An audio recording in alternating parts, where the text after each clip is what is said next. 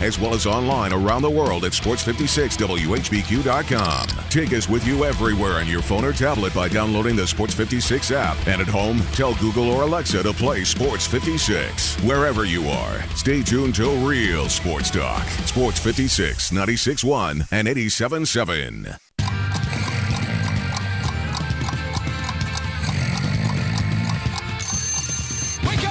Welcome to Sports 56 Mornings with Peter Edmiston. Co-hosting Sports 56 Mornings is Anthony Sane. Here are Peter and Anthony with Sports 56 Mornings.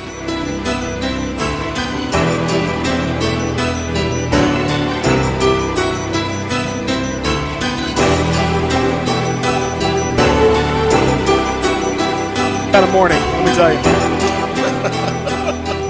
Some kind of morning. Yeah, man. I was ready to jump in, man. I thought it was the day I was going to get the show to myself, man. No. You pop Not up so fast. Not so fast, my friend. Man. I was it's all ready. good. I was ready. It's all good. I'm sorry. You want to go ahead and do it? Yeah. Just go ahead and do it. It's a beautiful Friday morning. Welcome, everyone, to Sports 56 Mornings. I'm your host, Anthony Sane. Peter Edmiston is joining me via satellite. Wait. Hold on. Wait, I didn't realize that you were just now going to be the host. And I was just going to be the joining whatever. That way, we didn't talk about this. Today. We didn't talk about this. We didn't talk about that aspect of it. Wait a second. Joining me today. I didn't agree to this. My God, what's going on with It's you, Peter? egregious. When they talk about egregious, that was barbaric. egregious. That was barbaric. I will not be muzzled, I'll Sane. be muzzled like a mad dog. Oh, People are it's sick. egregious. Ah! My boy. What's No, going man, on, man? it's, Pay your Wi-Fi bill, man. No, my Wi-Fi is fine. It's I have children that do kid stuff. I got you. Oh my God! That do extra kid stuff. Sometimes I was scrambling. They're trying to get them ready for school this morning. Trust me, I get it, bro. You would think you would think doing school at home would make it easier. To get it's actually the opposite, right? Because they get more insane because they've been in the same building. So they're just all. It's like dragging a dead person. They're like it's either one or the other. It's either they are total zombie, they won't move, or they have all the energy in the world and they won't stop. There's not in between. Mm-hmm. So this morning it was the second one. Oh, I got you, bro. They're just flipping out. So yeah, I got you. You may hear my dog barking. It's just been one of those mornings. Whew. Anyway, I was ready, man. I was gonna take the show totally somewhere else today. Where do you want to take it? I don't know, man. I just gonna do something just to be contrarian, man. I was just gonna. Well, I mean, you can do that anyway. You don't need me not to be on the show for you to take it someplace contrarian. That's a sane tradition right there. Yeah, that's me, man. That is Anthony Sane. I'm Peter Edmiston, host of the program. Surviving a coup attempt this morning in the Family Leisure Studios.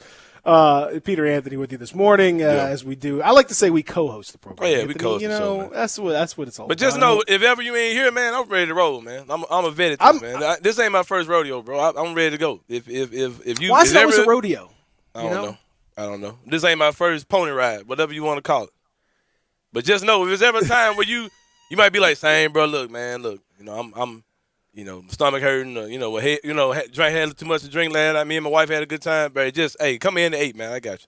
Just know you can do that anytime you want to, bro. Because you ain't fooling no rookie over here, man. You ain't gonna rook me. You know what I'm saying? That makes you feel better. I can name some names. I'm very encoured by that. Yeah, that makes me I can feel, name some names. If you put them on the spot, they'll freeze up, but not me, man. I was ready to roll with this thing. You right now? You put in the starting lineup. You're ready to. Me and Zach gonna give you 3 hard hours, bro. So, well, we got it covered. Yes, sir. Thankfully, and I remember back in the day saying this. Well, I'll tell you what. I'm gonna save story time here for just a second before we introduce the show. Because I'm Peter, he's Anthony. Of course, we got plenty to talk about over the next 3 hours. We're going to talk to our friend Adam Kramer about college football, 8 o'clock. Kari Thompson joins us at 9 o'clock. Kari is just out here acting crazy. Man, damn, Kari Thompson. I mean, just saying goofy stuff. He's known for saying goofy things on Twitter. Anyway. He's outdone himself this time. He's completely. He said something goofy. other than the Tatum stuff, other than the wing. Greases need the wing. He just in general. Yeah. That's the goofiest right there. That we're gonna have to. Get on that man. Spend 15 minutes just dunking on him. But man, when you cover high school football and basketball, you kind of lose your sense of reality in a way, man. I guess so, because this is week 1 of high school football. Yeah. There's going to be some high school football tonight. Sure is. Whether that's good, bad, indifferent, I don't know, but it's happening. So we're going to talk about that with him coming up here in just a little bit. Also, of course, we're going to talk about the conveyance of the pick. The pick is conveyed to the Boston Celtics. We're going to talk about the lottery and where the Grizzlies go from here. We'll talk NBA playoffs, including the return of the number 1 seeds. They are back, and they are mad, and they took their vengeance out upon the puny 8 seeds. 8 seeds. We were 1 Miami basket away, Anthony, from history yesterday, and that would have been all 4 teams winning the game, scoring 111 points. Oh, wow. Didn't realize that. 3 of the 4 scored 111 points. Houston, Milwaukee, Lakers all scored 111 in their victory, and Miami scored 109. So if they just made 1 more basket, it would have been all 111s, which is that's 2 free throws, whatever. Insane. Yep. Would have been. I don't know how the odds against that are astronomical, but here we are. So we're going to talk about that. We're going to talk about college football. We're going to talk about some rough news for the Washington football team that for once has nothing to do with the mascot or anything like that. We're going to discuss all of that and a whole lot more. So it's going to be a very busy show for each and every one of you. We're gonna help, hopefully help set your weekend up right, and we're gonna do that with me and Anthony, of course, with all of you. You can dial up 360-8255, First Bank phone line. You can also hit us up on the First Bank text line at 67129, 67129. That is how you can get in touch with us. We'd love to hear from you. If you've not joined the text team, make sure you do that first. Simply text 56JOIN to 67129. Do that one time. And you're good to go. That's all you have to do. One time. You're set and ready. And then, because if you don't do it, we don't get your text. Okay? If you don't do that and you send it to 67129 without doing the 56JOIN first, then we don't get it. So make sure you do the 56JOIN first. And if you've already done it, then don't worry about it. You're good. We're getting your texts. If you're sending some, crazy texts, then we are getting them and we're just not, paying attention to them. Yeah. So, do a little self-reflection before you send that text as well.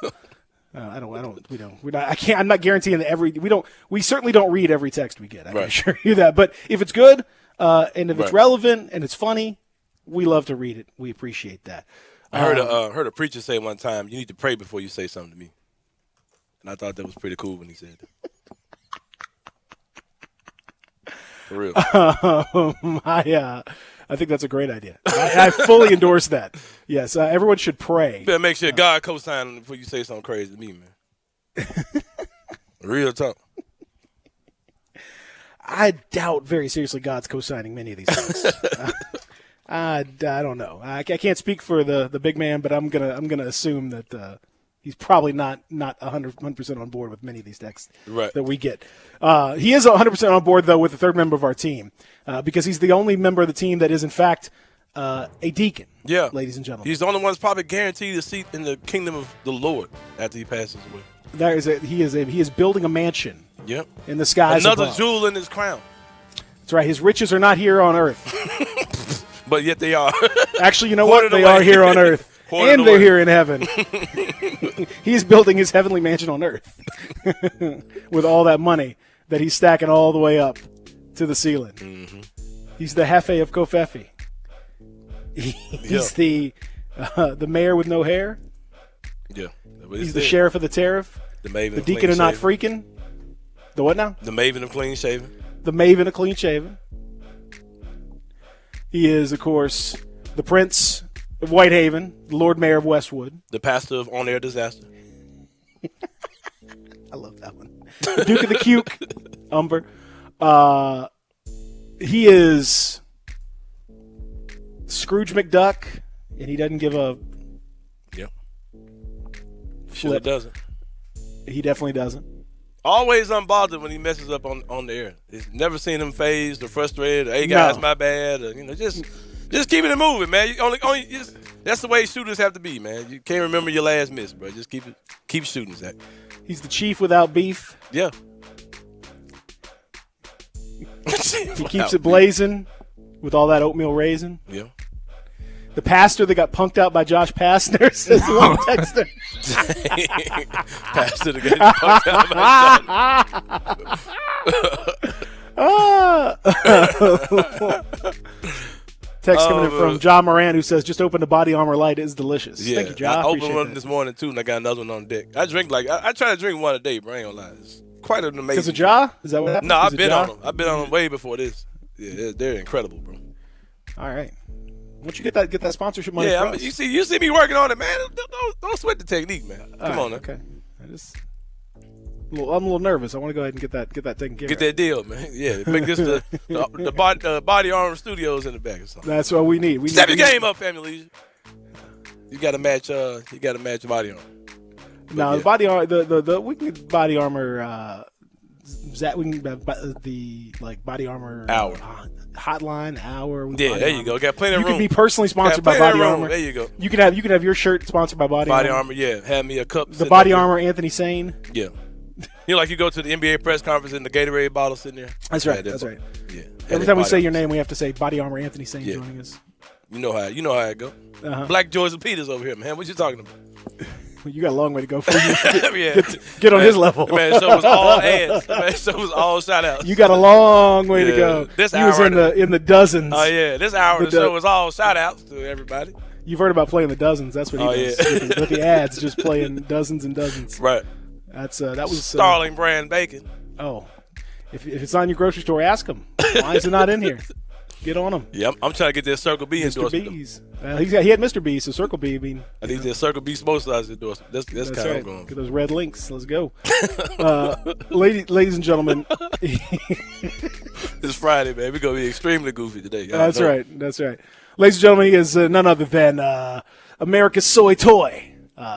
And your pastor and mine, he's going to give you not only a path to this show, but a path to heaven if you listen close enough. Ladies and gentlemen, he is Zach Boy. What's up, man? What's going on, guys? I'm good. Zach, quick How question are for you? you. Quick question. Got two quick questions for you. Okay. Actually. First of all, have you ever eaten a Circle V smoked sausage before? You ever had one of those? What's that? What's I'm that? assuming that's the vegan version of a Circle B smoked sausage. Never had it? No. All right, number two. Pretty sure Circle B doesn't make anything vegan remotely smoked close to vegan. Everything, their packaging has meat in it. I don't know what's Right. It's bacon grease in the plastic. That's right. You melt that plastic. The ink is made of bacon grease. You melt that plastic, it's turned into grease. You can fry the smoked sausage in the Yeah, actual you just put the plastic. whole package on the Yeah, grill. just- You have to take it out of the package. This is fried. Exactly. Number two, Lecrae's album dropped today, man. Have you listened to that? Did you listen to that on your commute to work? No. United States. I didn't. I wasn't aware that Lecrae dropped an album Yeah, he today. did. Hell awaits you because you should know those types. You should get the memo via an email. God should have sent you that email. Yeah, gotcha. Yeah, I feel man. like I feel like you should be all over. I Lecrae. question your connection to the Holy Ghost. No, because Lecrae, that's different. Because if the albums are going to be dropped, I get it on Twitter. I catch it on Twitter because people usually will listen to it 11 o'clock at night, and I will sit there and read it, look at their response. I'm like, okay, and then the next morning I go in and listen to a couple of their songs. But no, I didn't know he dropped an album, so I guess I'll be listening to that over the weekend. You need to bump it. So, as a devout Christian, what are your takes on Lecrae? A lot of people in the church kind of shut him off. So, where are you at on it? I mean, he's on the fence. I can tell you that straight up. He's on. He plays the fence, for real. Cause I thought at one point he was a Christian rapper, but then he wasn't, and so it was okay. It was for me personally. If you're gonna go the gospel route, go the gospel route. Stick with it. Don't switch up, because once you're switching up, then you're confusing people. Are you a Christian radio producer? No. Why? I don't know. Did you stop being a Christian today or something? No. Oh, okay. That's my point. But yeah, It's not- shout out to Lecrae. Shout out to Lecrae. Yeah, man. Why is he a Christian rapper, but you're not a Christian producer? You know what I mean? Right. Yeah, that's a whole nother. Y'all don't want to have a I mean, conversation. y'all don't want to have no kind of conversation with me, man. No, that would, to me, that's a simple one. That depends on musical content. That depends on the musical content and the audience to which you're speaking. Right. There is such a thing as Christian radio, and if you are a producer of Christian radio, then you're a Christian radio producer. Right. For me, for me personally, like you're a Christian who happens to produce radio. That's a different thing. Well, we'll have a discussion out there. Okay. But y'all got Lecrae messed up, man. I'm just not at all. I mean, like if he's gonna make music, he's gonna make music. All right, but let me ask you this then. We gonna end the conversation because this ain't that kind of radio show. We'll ask you this right here. Okay. All right. So you listen to secular music, right? Sure. All right. So why do you listen to secular music? Because it's good music. So right, but Lecrae, who's a Christian, can't make good music. No, I'm not saying he can't make good music. I'm saying if you're gonna go the gospel route, go the gospel route. Like you can't. For me, like you can't continue to play the fence. For me, but you like can't. you could talk about like you could rap about God, but you can't come back and just say like I'm gonna do to this girl like the next day. Like that's like what what are you preaching there? So what are you teaching? But actually? you're vegetarian, vegan, right? Vegetarian, right? But you wouldn't open up a restaurant that sells like meat and all that kind of stuff either, would you? No, not if I would. No. All right. Think about what you just said. We'll talk about it off there. Okay. Right. You say you listen to the music, but then you say you wouldn't. He shouldn't make it. No, I said he should make the music. I would sit and listen to what he has to say. He should make it, but don't try to play the fence. That's all I'm saying. I respect your opinion. We'll talk to. But yeah, shout out to Lecrae, man. New album just came out. I'm not a fan of it because it seems like he's trying to go back to the old way. I liked when he was cussing and mad and talking about all kind of stuff, man. But no, he's back. Y'all got him back now. So but yeah, I love these conversations with you, Zach. By the way, no doubt. Fascinating. Look at Peter, just a heathen. I don't have time for this stuff, man. I'm just listening. No, it's all good, man. I'm just enjoying the conversation. I have many thoughts on this. These are, as someone who went to a Christian high school. Yeah, I know that. We had many discussions about this very topic, about what is secular music versus I think it's Christian the goofiest conversation versus in the world, bro. Whatever, all that stuff. We had that conversation many times. I think it's so ridiculous. It's not now. I don't want to get into it again. But yes, I agree. It is an interesting and at times frustrating. Yeah, we'll talk those, Zach. Because I love you and I respect you, brother, enough to listen to your side. I appreciate that. But yeah. Now, real quick, I do want to just throw out a quick thing. We talked earlier in the week because we're going to get into it later on about the lottery and all that stuff. But there's something that's more important, right? Quite frankly, we talked about our friend Michael Wallace and the really shocking and awful passing of his wife, LaShawn. She was very special and sad, just an awful thing. A pretty sudden deal. Passed away earlier this week.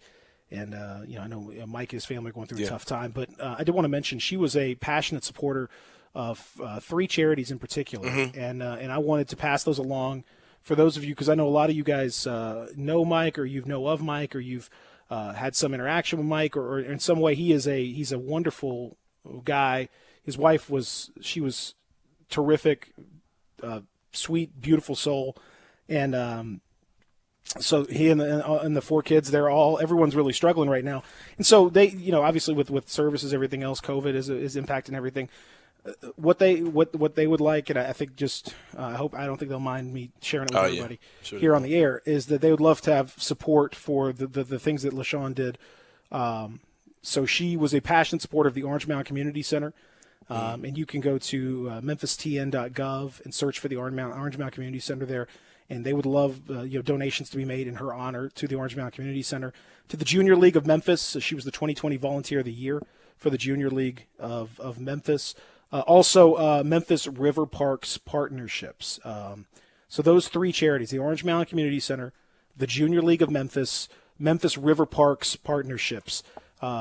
Give generously in honor of LaShawn Wallace to honor her memory and to do that would be a really special way to give back and to bring some good into a situation that's obviously awful for Mike and his family and for everybody. So could you repeat that last one? Could you repeat that last one? Last one is Memphis River Parks Partnerships. I'm tweeting these out right now. MemphisRiverParks.org is where you would go to do that. And so I just think, those are 3 charities that she was very close in working with, and she was partnerships and all that stuff. And so I just think that would be something that would be a really good way to reach out for those of you that have known Mike or just have any connection, or you just want to do something good in honor of a really good person who we lost way too soon. Please donate in her honor, LaShawn Wallace. We send our condolences again and best wishes to Mike and his kids, and try to wrap our arms around him. And we can talk about secular, Christian, all that stuff. But I think everyone, we can all just know that people who are going through grief just need love and support, and that's the number one thing right now. So if you know Mike, just wrap your arms around he and his family right now, and give generously if you can. I know it's not an easy time for everybody, but if you can give in her honor, that would be I think it'd be a special thing to do for sure. Without a doubt. I heard from Mike yesterday. He hit me back up, and It's really nothing you can say, nothing you can do, man. Like you tell people stuff like, if you need anything, let me know. But, it's just tough, bro. Horrible. No, I mean that's the thing is I think a lot of people when they go through a passing, you just want to let them grieve and just let them know that but then check on them. That's the other thing is that we don't want to just make sure you check on them, especially a few days, a week, 2 weeks, down the line. That's when it really starts to hit home. I remember when I lost my mom, and I was 22, 23, and we had a huge outpouring of support and love early on in the process, which was awesome and very appreciated. You know how it is in the South, man. You get food, everyone sends you food. That's the food is love.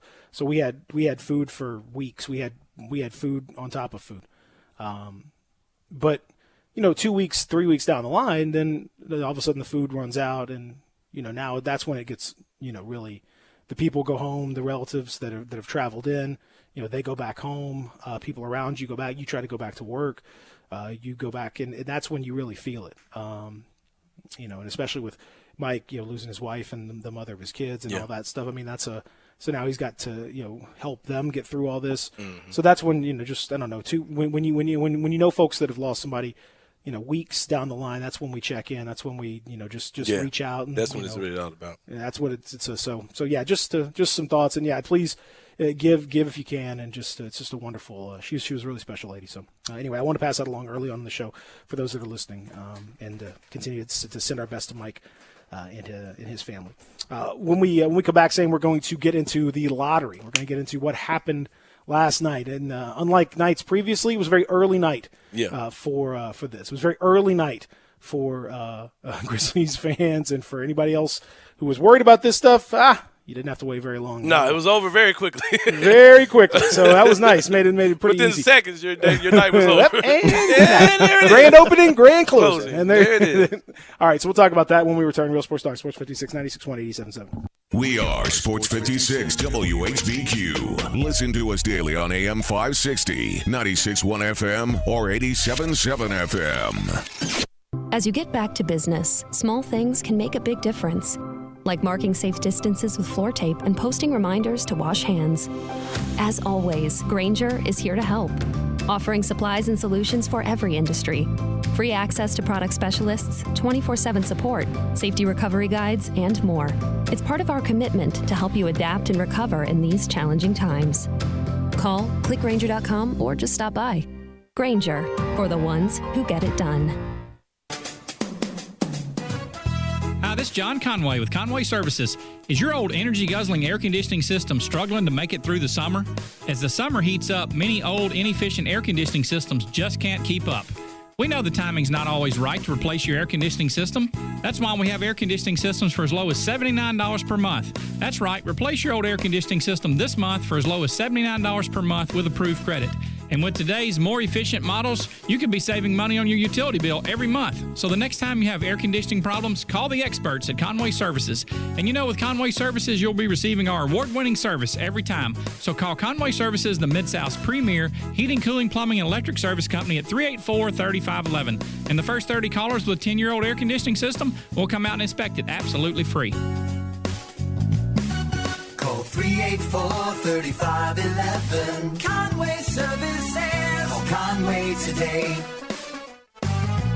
Did you know nearly 40% of men under 40 and over 75% of men over the age of 40 experience sexual performance concerns? At the Memphis Men's Clinic, their experienced physician performs a comprehensive evaluation that determines which specific issues may interfere with your sexual performance. These issues can vary and range from anxiety to medical issues, low testosterone, or erectile dysfunction. The Memphis Men's Clinic has evaluated hundreds of men of all ages over the years and reestablished a normal sexual life. The Memphis Men's Clinic will work aggressively to resolve issues and allow you to restore your sexual health and overall well-being. That's the Memphis way. If you're 20 years old or 90 years old, come and get cared for the Memphis way. Treatment that's based on your specific needs after a professional clinical evaluation by their experienced board-certified physician. Call the Memphis Men's Clinic today at 901-443-0475 or visit memphismensclinic.com.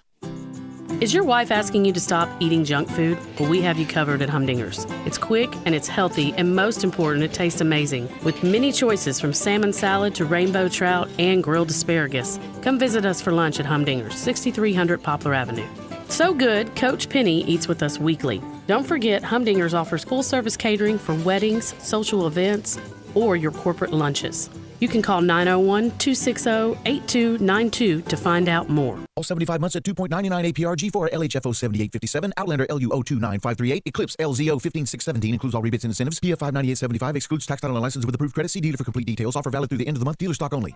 It's time to fully charge your summer with great savings from Gossett Mitsubishi on the Pike. You'll find 0% APR for 60 months, plus $500 cash back. Drive your ambition in a new 2020 Mitsubishi Mirage G4, $139 a month, or buy for $12,435, 41 MPG Highway. 2020 Mitsubishi Outlander Sport is ready for any adventure at $229 a month, or buy for $18,573. And cross over to summer in a 2020 Mitsubishi Eclipse Cross, $19,107 or $229 a month, backed by a stellar 10-year, 100,000-mile powertrain warranty. Mirage G4, $139 a month, Outlander Sport, $229 a month, and Eclipse Cross, $229 a month. Get to Gossett Mitsubishi today, 1870 Covington Pike, or shop online at memphismitsubishi.com. If you want it, we got it at Gossett Motor Cars. Welcome back to Sports 56 Mornings with Peter Edmiston. Yes, I will be good, I promise. Co-hosting Sports 56 Mornings is Anthony Sane. That's great, man. Now, back to Peter and Anthony. Wanna see you with it, show the treat you right. Give me just a minute of your time tonight. We both are here to have fun. Welcome back, Friday edition. It's a beautiful morning out there. A little overcast, but it's weather. The temperature is beautiful. Great morning. Question for you, Anthony. Saying, yes, when sir. was your precocious son, Gabe, born? He was born October 19th, 2000-something. Hold on. 2013, I think. Hold on. Yeah, because he turned 7 this year. Yeah. It's a beautiful 2013. Fatherly story right there. Man, you better be glad I knew the date. Be happy about that. Fatherhood, so special. Well, I want to tell a story about Gabe and about my family. Okay. Zach, do you got any we got some reflective music, maybe the guy that does Somewhere Over the Rainbow, like the Hawaiian version, the ukulele version. Can we just kind of cue something like that up? Because I'm in sort of a reflective mood, Anthony. I got you, bro. Of what happened, because. So this would have been back all the way in many, many years ago when my child was my son, firstborn, was a wee lad of 3.5. And my daughter, well, she wasn't even a year old, maybe 6 months. Little Gabe was running around a little over a year old. The year was 2015. It was January. It was cold. Cold, bitterly cold. And the Grizzlies, well, they had a dream, Anthony Sane. They dreamed that one day, they would be able to swing for the fences and find that precious, multi-talented wing that they've looked for so many years. Multi-tool, multifaceted wing. And they found one, 6'9". Oh, man. 230 pounds. Looked great. Caucasian. Great shape. Well, no, he wasn't. He's not Caucasian at all. 2000 what year? African American, 2015. He was playing for the Celtics at the time. Oh. He looked all the part of a superstar. Oh, when you look at him, he looks the part. Aesthetically beautiful. Athletic, a gifted player at his best. And they said, well, this young man is perfect The missing for what link. we need. Mm-hmm. He's the missing link for this squad that has This made championship runs run. to the Western Conference Finals. They had the best record in the West, I believe. At the Best record in the West, a mainstay in the Western Conference playoffs, consistently. And there's one thing that'll put us over the top, and that one thing is Jeff Green. Yep. And so what did they do, Anthony? Saying they swung. They swung for the fences. And as our children grew, that pick that they used to get Jeff Green, well, it grew too.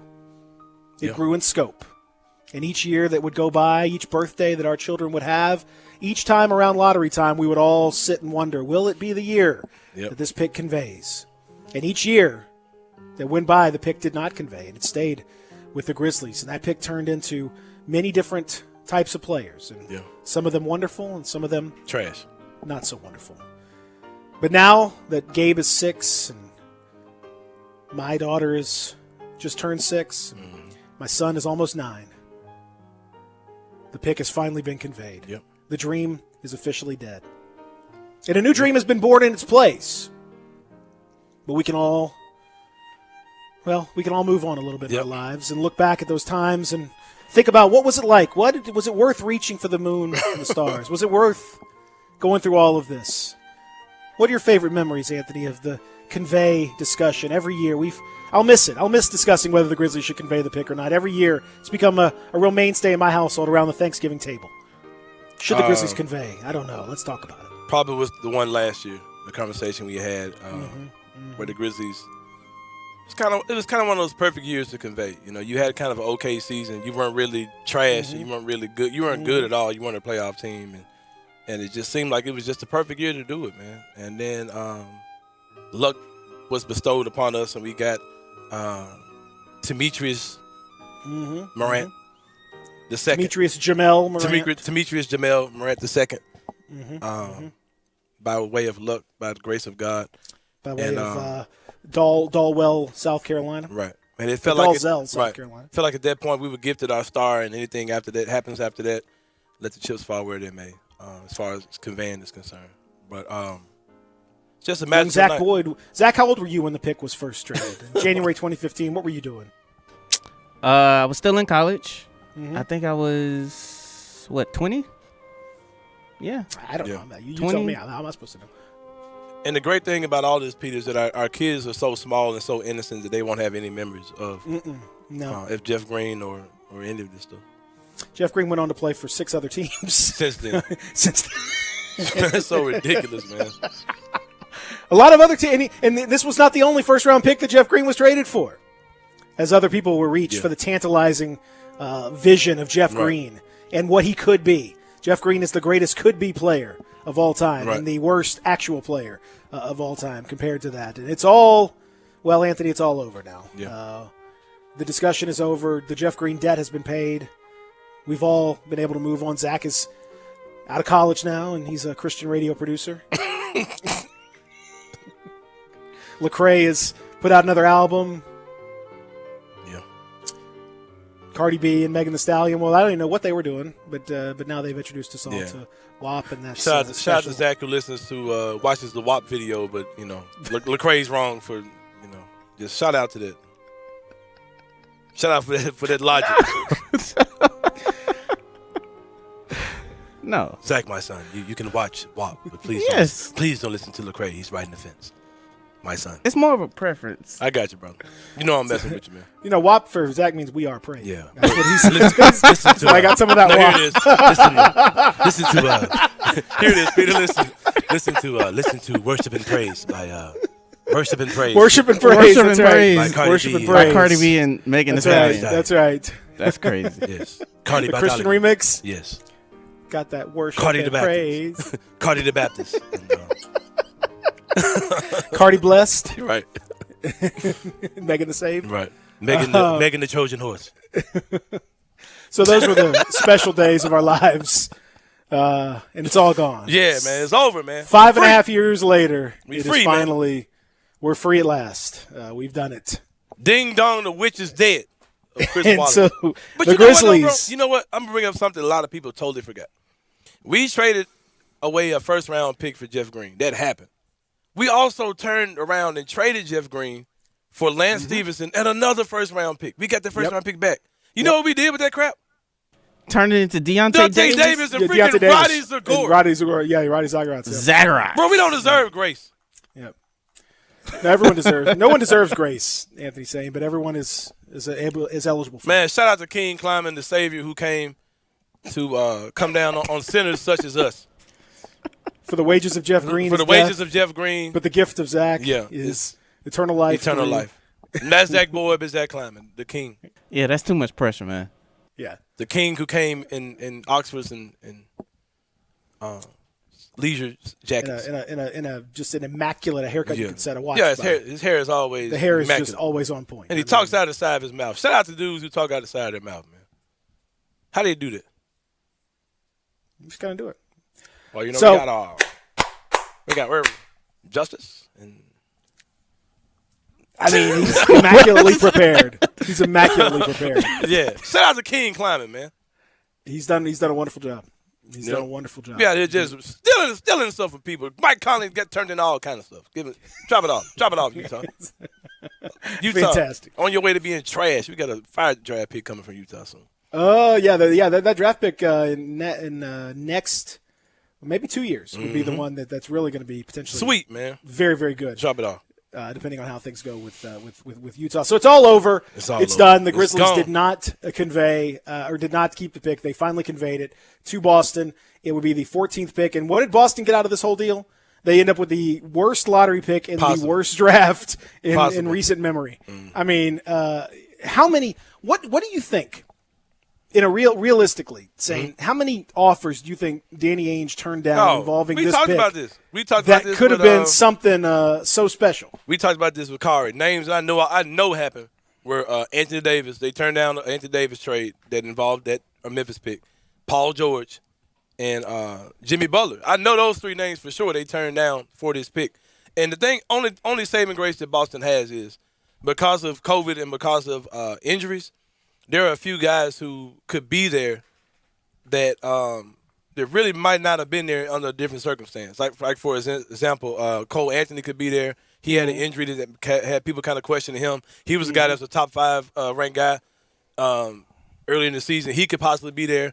Mason Jones. Yeah, Mason Jones. RJ Hampton, who was a top 5 guy at one time. Yeah. Him going overseas, he didn't really pan out too well, but he's still that same guy that had the same potential. He could be there. Precious Achiuwa, of course, who kind of skyrocketed. I'm not sure he's going to be there. Yeah, he could very well. But see, here's the thing: there's no, even with the way they're doing like the combines and the workouts and those type of things, that's gonna hurt guys like Precious who can just kind of wow you in a combine situation or when he's showing off his skills like that. So Boston probably still could come out good. Plus, they got that 26 pick. I don't know if you've seen this at all, though.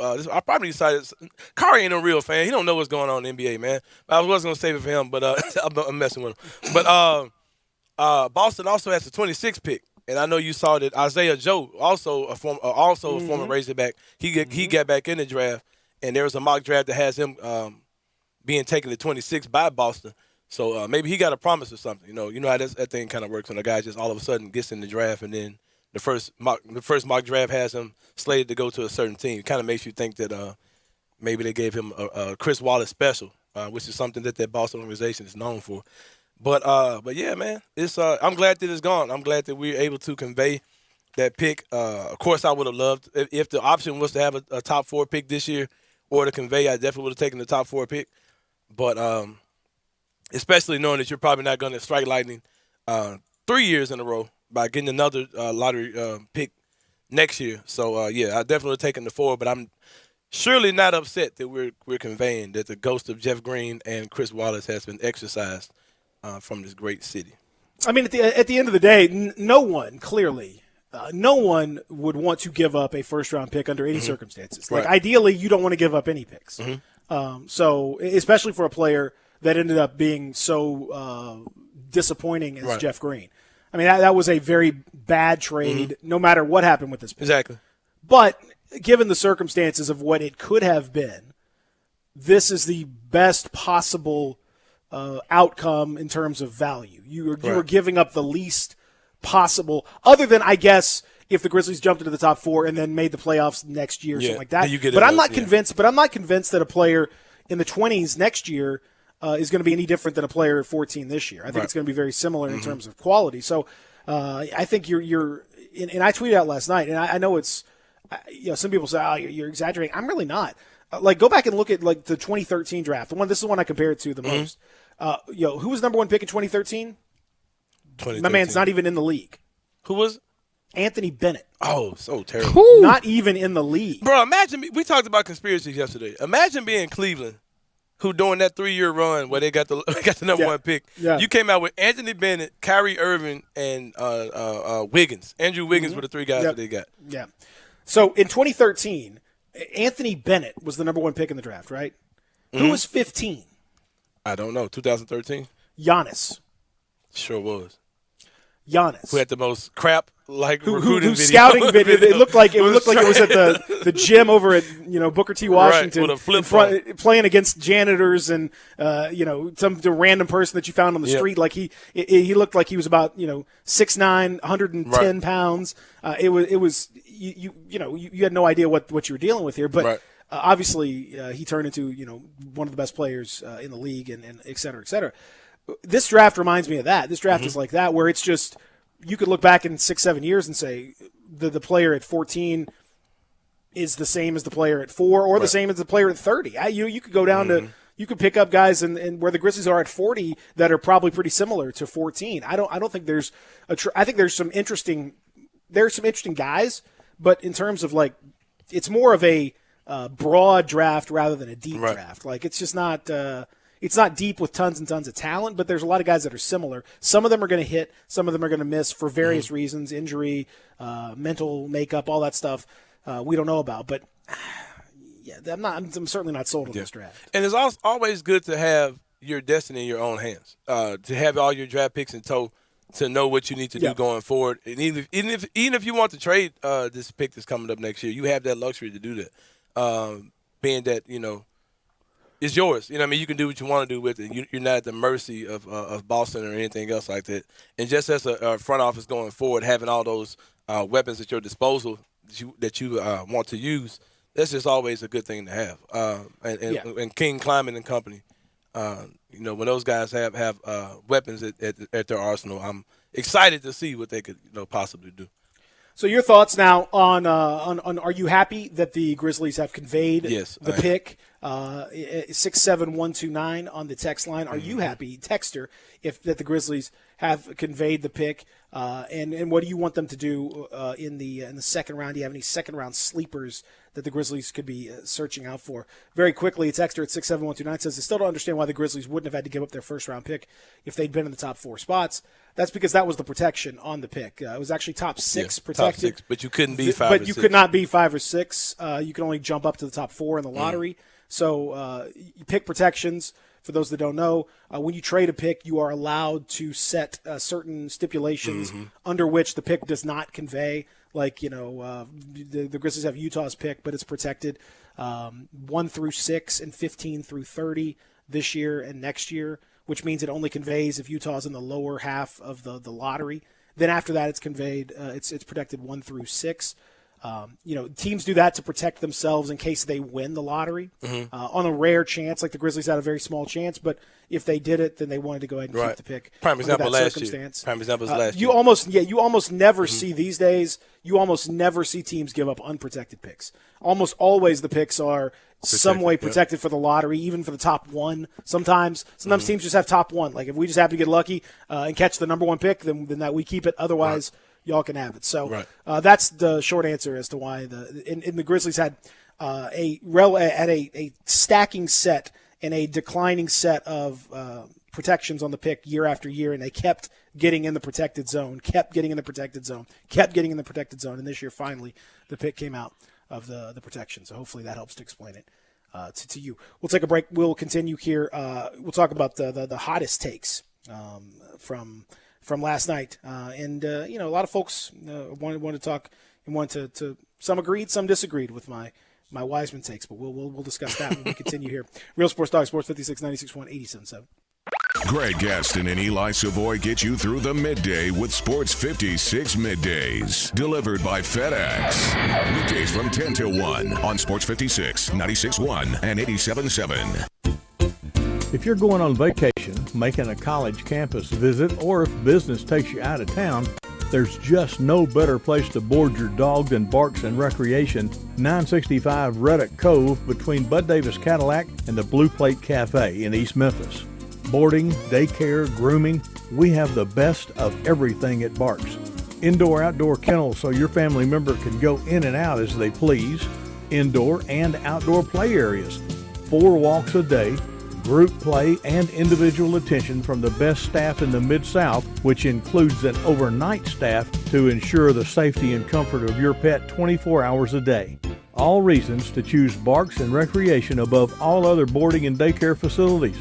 BarksDaycare.com or 509-0909. Check us out and make your reservations now at BarksDaycare.com. If your dog could speak, he'd say Barks. The folks at Homer Skelton Hyundai want to say thank you. Thank you, Memphis, for another spectacular year. They set records, but I can understand why. You think about the product. Where else do you get a 10-year, 100,000-mile limited powertrain warranty? That's what you get on every new car at Homer Skelton Hyundai. Oh, and thank you again for the 11th straight year, the #1 certified pre-owned car dealership in all of Memphis. It starts with that product, but then it goes to the shopper assurance. Where else do you go where you get transparent pricing, flexible test drive, take the car for a couple of days if you want, streamlined buying process? You're not going to be there all day, in and out. And then, and I have not seen this anywhere else, the 3-day worry-free exchange. You buy a new car, if you've got any buyer's remorse, you've got 3 days to change your mind. Just get on Lamar, take it into Mississippi, the first exit's Craft Road, turn left, and go see Chris True and all the gang at Homer Skelton Hyundai. Hey folks, I'm Jarrett Carter. My family recently purchased East Memphis Ace Hardware at Quince and White Station, and we're excited to offer the best selection of Big Green Egg and Traeger grills. And then don't forget about our Benjamin Moore Paint Studio and the Garden Center for flowers. Save 60% with our new Duracell key fob replacement program. We have a master locksmith service as well as glass cutting and screen repair. The East Memphis Ace Hardware, located at Quince and White Station behind Three Little Pigs. Brian Elder's Roofing Solutions. Chris Price here for Brian Elder Roofing. The storms we've had over the past several months have been devastating to our communities. The rainy season is ahead. You may have not even noticed the dripping in your attic, water stains throughout your home, or even worse, mold and mildew. Please call Brian Elder Roofing and we will send out our project managers to assess any damage. We will not try to sell you a roof if all you need is a repair. We will measure your roof from outer space. 0% for 60 months, even no payments till 2022 are available with approved credit. If you've noticed missing shingles, water stains, leaks in your roof, call us before you call your insurance company at 867-0303. That's 867-0303, and we will provide a free, thorough inspection of your roof's condition. Call 867-0303. Brian Elder's Roofing Solutions. Napa know-how. This month, Napa's got all kinds of motor oil deals that can save you some serious cash. Like a 5-quart jug of Napa full synthetic motor oil for just $16.49. With savings like that, you may start feeling like a VIP. But don't let it go to your head. These oil deals are for everyone. Quality parts, helpful people. That's Napa know-how. Napa know-how. General states pricing. Sales prices not include applicable state local taxes or recycling fees. Offer ends 8/31/20. Welcome back to Sports 56 Mornings with Peter Edmiston. Yes, I will be good. I promise. Co-hosting Sports 56 Mornings is Anthony Sane. That's great, man. Now, back to Peter and Anthony. Who's that lady? Who's that lady? Beautiful lady, Who's that lady? Lovely lady. Who's that lady? Real fine lady. Who's that lady? Hear me calling out to you, 'cause that's all that I can do. Your eyes tell me to pursue, but you say, look, yeah, but don't touch, baby. Ooh. No, no, no, don't touch.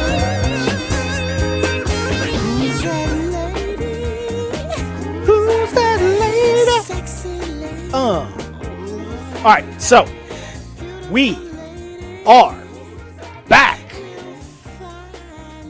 We talked about it yesterday, and I figured, you know what, Anthony, for posterity, I'll just tweet it out there for everybody to understand. Mm-hmm. So I can live by it, or whatever. It's either going to look good or it's going to look terrible. I don't know which one, but might as well go ahead and put it out there. Precious Achiuwa was going to have a better NBA career than James Wiseman. I still feel that way. And I feel like Wiseman. I've seen a lot of talk about Wiseman's. Wiseman's I got one. I mean, I got a comp for him. People. I've gotten.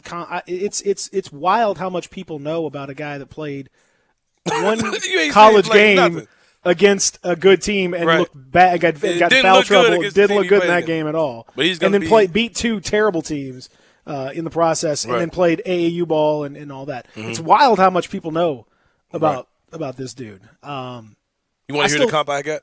I literally just got a couple minutes ago.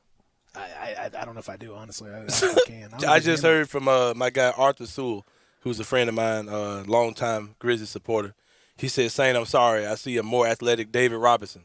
And I said, "Bro, you just described the best player of all time. Imagine David Robinson, but more athletic. Just imagine that guy, bro. That's who James Wiseman is. Imagine David Robinson, one of the best big men who's ever touched the basketball, but." More athletic David Robinson. Yeah, but put him on the Super Soldier Serum. Just put that dude. Let Stark Enterprises get a hold of David Robinson. That's who James was. I see it, Saint. I'm telling you, I see it. Oh, okay. I can't even. If that's who James Wiseman is, just crown Golden State Warriors the NBA champions from here until that dude passes away. But it's.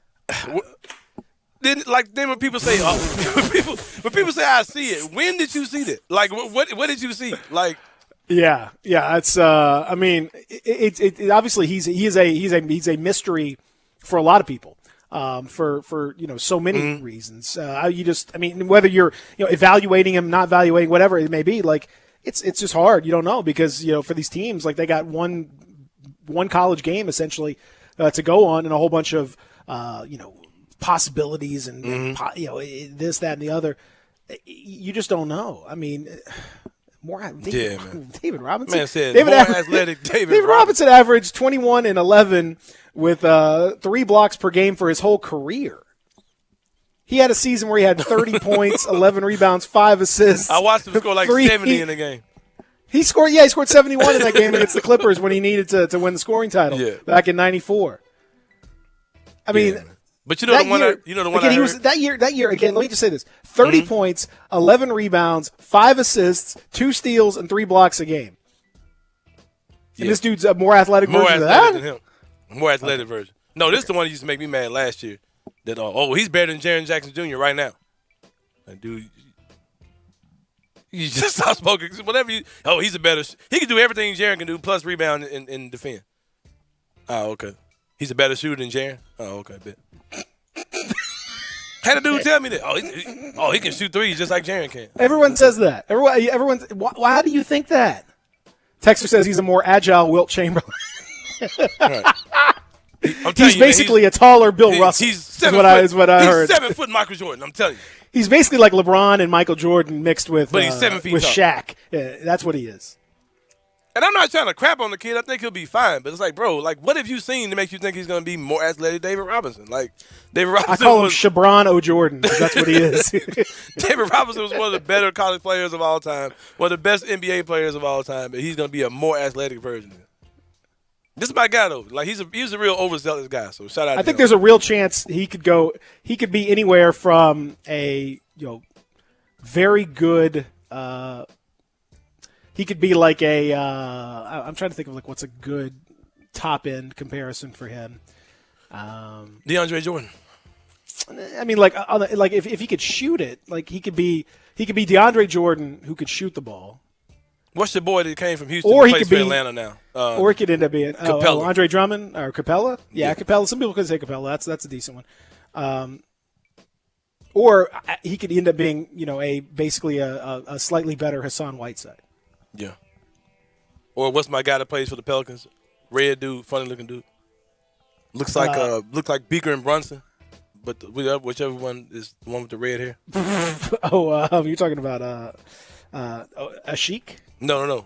Black dude, light skinned, weird looking dude, man. Looks like Tayshaun Prince's kid. Looks like he could be Tayshaun Prince's son.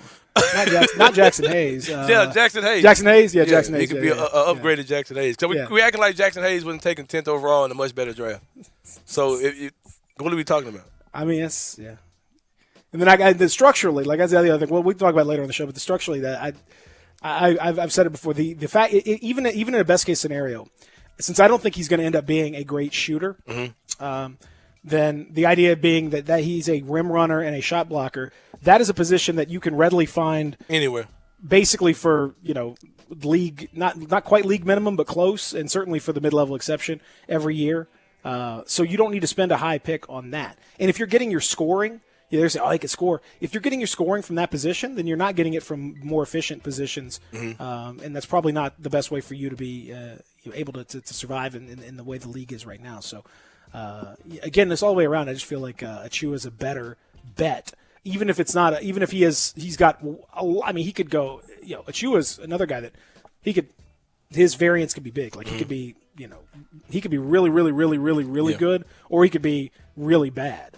But I think he's going to at least be good enough defensively to stay on the court no matter what happens. Because if he expands his game as a wing, like if he's able to guard wings, he could be a very good player. Just because I think he can. I think he can guard all five positions. The question is, can he do anything offensively, or is he just going to be out there like Michael Kidd-Gilchrist and just kind of throwing it up and bricking it and all that? And plus, you know my theory, man. Guys with dreads, they get graded on the curve a lot, man. If JaMychal Green had dreads, he'd be a max player. I always said that. If he just grew his hair out, he'd be a max player. Like you do with dreads. You get an energy boost. Yeah, they get an energy boost. It's a superpower for real. Any kind of any when that hair gets a swing, it just looks like you're doing more on the court. Yeah, man. yeah. Oh, yeah. Yeah. Kenny Fareed was the absolute best at that. Prime example, Kenneth Fareed, who was trash, but he just looked like he was working. He looked like hard. he's doing just so much, but he's 6'7", and just out there running around. But yeah. As CJ would always say, never mistake activity for achievement. I think that's a fair point right there. When we come back, we're going to have some activity and some achievement because Adam Kramer's going to join us. We're going to talk a little college football and try to figure out what in the world is going on with this. This is a football Friday. There is high school football that is happening. Real Sports Talk, Sports 56, 96.1, 87.7.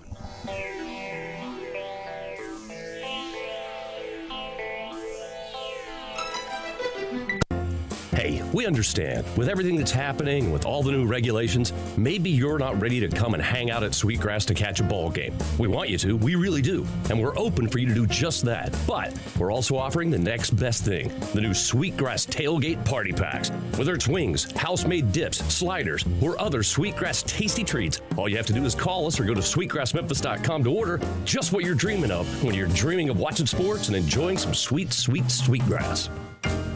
Hiring is challenging. Just ask Dylan Miskowitz, the COO of Cafe Altura. We needed a director of coffee in order to move our products forward. It felt like we were looking for a needle in a haystack. Dylan started using ZipRecruiter and found his perfect candidate in a few days. We were very impressed with how quickly we had quality candidates apply through ZipRecruiter. See why 4 out of 5 employers who post a job on ZipRecruiter get a quality candidate within the first day. Try ZipRecruiter for free at ZipRecruiter.com/search. That's ZipRecruiter.com/search. Hi, this is Troy Five-Ash, owner of Five-Ash Roof Services. You've heard me talk about how we offer the best products, the best warranties, and the best services for years. Now let's talk about pricing. Pricing should never be the only reason you hire a contractor, but in today's world, pricing is always a consideration. So we suggest you get 2 or 3 estimates for your roof replacement from a reputable, licensed, and insured company, and then give us a call. If we can't beat your best price for a comparable roof system by more than $100, we'll give you $100. It's that simple. We are so sure we can offer you the best price, beating all other qualified companies. We will hand you $100 if we can't, and thank you for the opportunity. So give us a call. What's the worst thing that's going to happen? Make $100? Five-Ash Roof Services, a proud supporter of Tiger Athletics and the official roofer of the Tigers home team. Five-Ash Roof Services, fair, honest, and ethical. 367-0050 or memphisroofer.com. Five-Ash Roofing, it's what we do. We're here for you. Are you a survivor of sexual abuse while in the Boy Scouts? You may be entitled to compensation, no matter how long ago the abuse happened, but your time to file a claim is limited. Call 800-615-8875. That's 800-615-8875 for more information. As a result of thousands of victims filing sexual abuse claims, the Boy Scouts have filed for bankruptcy protection, and the Bankruptcy Court has set November 16, 2020 as the deadline for abuse survivors to file a claim. As a result of this bankruptcy, a victims' compensation fund is being set up that may be worth over $1.5 billion. Childhood sexual abuse takes numerous forms, including forcible rape, exposing oneself to a child, or showing her or him pornographic images, or viewing or photographing a child in a sexual context. If you are a survivor of sexual abuse while in the Boy Scouts, you may be entitled to compensation. Call 800-615-8875. That's 800-615-8875 for more information. Your call is completely confidential. Sponsored by Sheldon Law Group. Hey everybody, these new Chevy Open Road deals are spot on for fall right here in Olive Branch at All Star Chevrolet. And I'm telling you, you could save thousands of dollars and get that new Chevy you want today. Blazers, Equinox, Impalas, Camaros, get an all-new Corvette. Treat yourself. And more all-new 2021 Tahoes are on the way. Come pick out the one you want before it even gets here. And I'm looking at more new Silverados than you'll find anywhere. Come drive one. Drive them all. And don't forget to check out the certified pre-owned Chevys. If you don't find exactly what you want, tell them here at All-Star and they will find it and get it here fast with the best financing for everyone. Remember, it's not the Pike, not Collierville, not South Haven or Mount Moriah. It's gotta be Olive Branch, people. And everybody at All-Star Chevrolet has one job: to make sure you get a better deal, have more fun, and in record time. So find new roads to Olive Branch at All-Star Chevrolet or go check them out online at allstarautogroup.com. Listen Sundays at 11 a.m. to join Idlewild Presbyterian Church for worship. Idlewild is a PCUSA church located in Midtown Memphis. We are Sports 56 WHBQ Memphis, WIVG-FM Tunica Memphis, and WPG-FLP Memphis, Flynn Broadcasting Stations. Welcome back to Sports 56 Mornings with Peter Edmiston. Yes, I will be good, I promise. Co-hosting Sports 56 Mornings is Anthony Sane. That's great, man. Now, back to Peter and Anthony.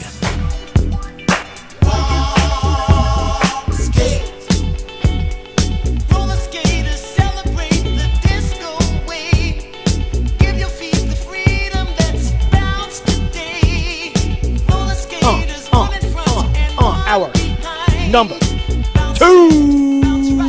Let's go. Let's go. More of a roller skating, bro. You can't see it, though. Let's go. Let's go. Let's go. Such a good movie, Road Bounce, bro. They never even played the song Road Bounce, which is also strange. The song Road Bounce was never in Road Bounce. A missed opportunity. Yep. Why do we park on a driveway and drive on a parkway? I don't even understand. Doesn't make any sense, man. No. I mean, it's just a... Why does a round pizza come in a square box? Do what? Why does a round pizza come in a square box? I mean, that seems more logical. Square pizza in a round box would be less logical to me, but no. I mean, why do you have fingertips? But what did they say?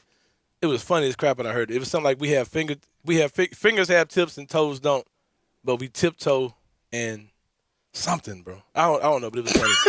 I can't be. I like where you're going with that. I don't know. I'm not sure exactly. It's like we don't. We say we have fingertips, and hold on, I gotta Google this. Talk amongst yourselves, Jim. I gotta find this joke. Why we bake a cookie and cook bacon? Yeah, exactly. Doesn't make any sense. I mean, come on. Making sense at all. No, the world is crazy and cruel. We bring a little light into the darkness, and hopefully a little logic to the scene. Well, but what I'm saying is our hands have fingertips, but our toes don't have toe tips. Yet we can tiptoe. Interesting logic there. But yet we tiptoeing in our Jordans. Yeah. Why can't you tip finger? We tapping your fingers, but you tipping your toes. Yep. But you have fingertips. You don't have fingertips. Yeah. It doesn't make any sense to me. I don't even. None of this. This is the Matrix. This is the Matrix we live in. Adam Kramer joins us now to talk about all these issues. We need to give my boy the Great Awakening. One of the greatest intros you've probably ever experienced. Mm-hmm. Right there, Adam Kramer. How are you, sir? I'm well. It's thought-provoking. It is. I'm thinking about this. You guys aren't wrong. I mean, these are deep issues that we have to deal with, right? Sort some stuff out, right? I mean, that's all it is. We live in strange times, man. We live in strange times. I got to give a shout out quickly because everyone knows before we talk college football with Kramer and college football is such a crazy topic these days. But I got to give a shout out if you're not following him at Kegs Nags, you're not following the folks at Golden Tee. They're releasing little 6-hole video previews of the new Golden Tee 2021 courses that are coming out next month, and looks really, really good. I'm into it. So kudos to you guys, and want to send a shout out your way because I'm excited about the new crop of courses. Appreciate it. Yeah, man. Doing that stuff from like remote is really hard, right? You see like a lot of games, Halo and other games being kind of postponed and moved. It's hard, man. I think you're going to see on the movie side, game side, entertainment side, like we're going to get hit with a pretty sizable gap here. So it's good to see that we're going to move forward with that. So I appreciate it. Yeah, man. I know we'll see. You may have a little more time doing that than covering college football. We'll see.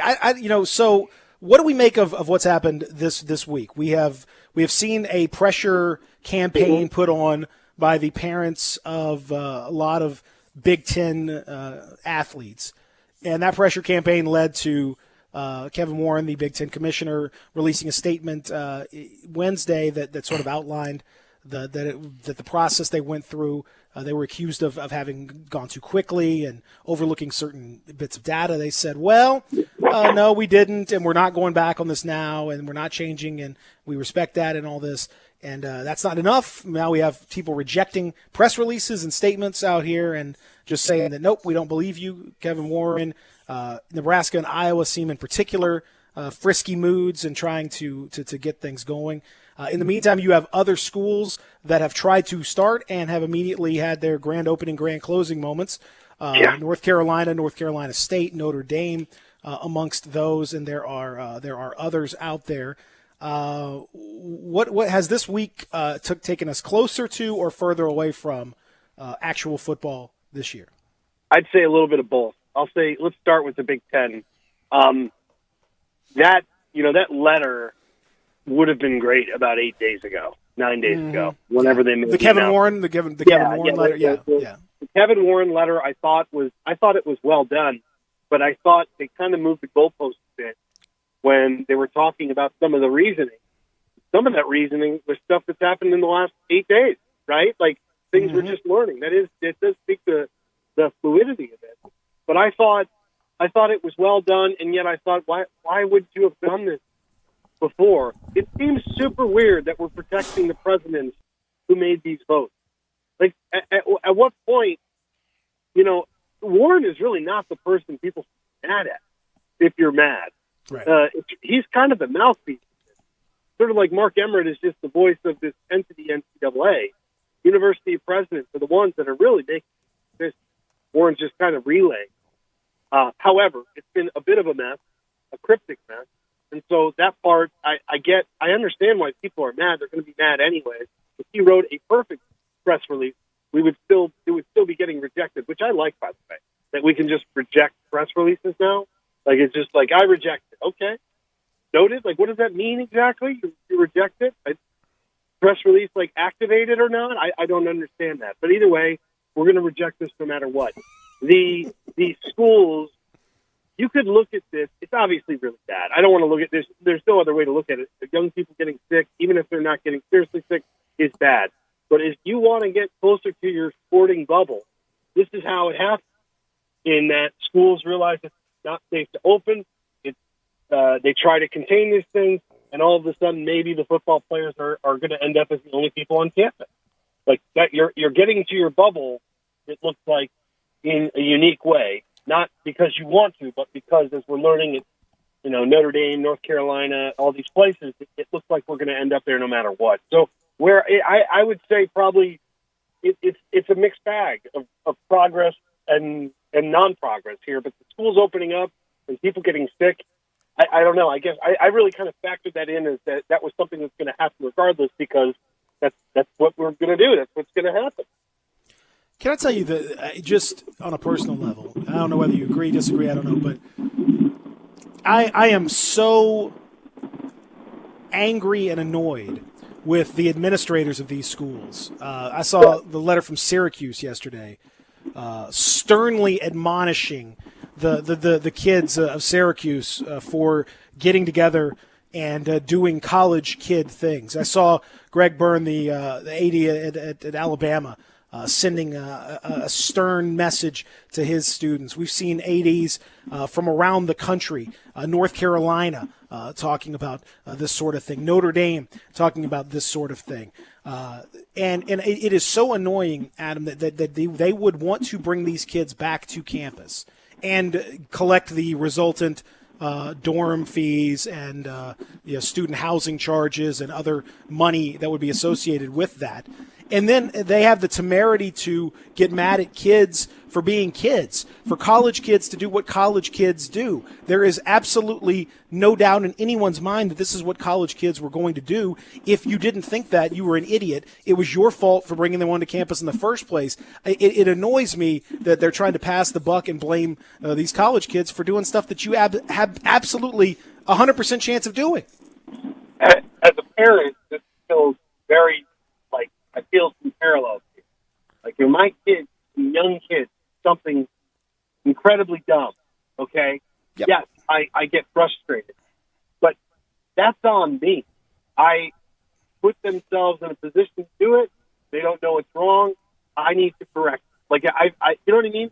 I need to figure that thing out. You put them in the room, you put them in the room with a knife, and then they picked up the knife. Yeah. Now it's like, well, yeah. Yes, you set them up. Right? Yeah. And it is a convenient piece. It is a convenient outlet to yell at when you know that this is going to happen. What did you think was going to happen? Exactly. But what did you think was going to happen? And if you're truly surprised by this, then you probably need a new line of work. Yes. You know, so it that part of it is baffling. It is wrong. And you hit on another part. I mean, there's some financial greed buried beneath all of this too, in terms of school and housing and all of that. It gets even weirder if you want to go in terms of, okay, we're going to do e-learning, but we're going to do it from your dorm room. Now, you could argue that's to protect parents, protect other people, or, hey, let's get people back on campus and then we're going to figure it out, right? That's kind of what it feels like, is let's get people back here, ching, housing money, tuition money, and then we'll adjust that. So yeah, but either way, it's it's backwards. Like you don't want your campus community to serve as sort of a testing ground for how this thing is going to go. Hey, let's just kind of see what happens. Oh no, we've got an outbreak. Who could imagine? It's like that's sort of backwards. And then you have stories like Michele Colasurdo, the Georgia State quarterback, who is out for the season with a heart condition due to a COVID-19 infection. That's the kind of stuff that the medical folks have warned about as a concern. Any viral infection theoretically can cause heart inflammation. Now it's very rare, but it can happen. But it is decidedly less rare with this particular viral infection than with others. That is the concern going forward. And so when you see something like this at Georgia State, Adam, it kind of reminds you of what the stakes are. It does, and we've been leading up to this. Like, we saw the parents from Indiana, the mom from Indiana on Facebook, talk about how difficult the reaction was. Xavier Henry, who was a monster recruit at Clemson, defensive lineman, going to miss this season because he's been dealing with this thing. It's not. This discussion as it grows larger and webs out, it just solely be about that, and I don't think it is. And I think honestly, these situations of these concerns, which we really don't know how long they'll stand or what it really means. And I think that's the part that probably really spooks the Big Ten and the Pac-12 specifically. It's not death rates, but everything else. I do wonder, that heart condition, it is kind of a slap in the face. If you're ready to say, let's go, and you see that, it sort of stops. But, what if a coach or a player dies? What if a college athlete or coach dies? What does the tone of it, and what happens, right? I thought about this, that God forbid I don't want to see it. I don't think it's a fallacious way to make a point that's dangerous. But the risk here feels so real, and there's been enough of these little, one-off cases that are pretty severe that scares the heck out of me. Is what happens if that happens? And does something like that just change the whole scope of the nationwide? I think it obviously would. I hope we don't get there, but I see the heart thing, pop up yesterday, and we've heard of it before, and it really, really is worrying. Well, there is the other teams that are dealing with this. There are 13 Ole Miss athletes that have tested positive for COVID. That constitutes an outbreak. So they've had to go through all the Mississippi protocols of contact tracing and various quarantining and stuff. That's obviously going to affect their preparation for the season. You've got workouts that have been paused throughout UConn. UConn already canceled, but they've still paused their workouts in spite of that because of COVID-19. East Carolina has paused their football activities after evaluating the latest round of COVID test results. Multiple Vanderbilt players have tested positive for COVID.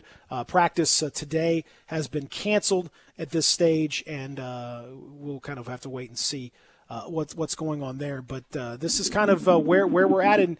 We're seeing the divergence here, Adam, because in the wake of this news, it's causing some to kind of rethink what they're going to do, and it's causing others to still release information about bringing fans in. And now 8 or 9 of the SEC schools have released their plans, and they're all somewhere in the neighborhood of 20 to 25% capacity.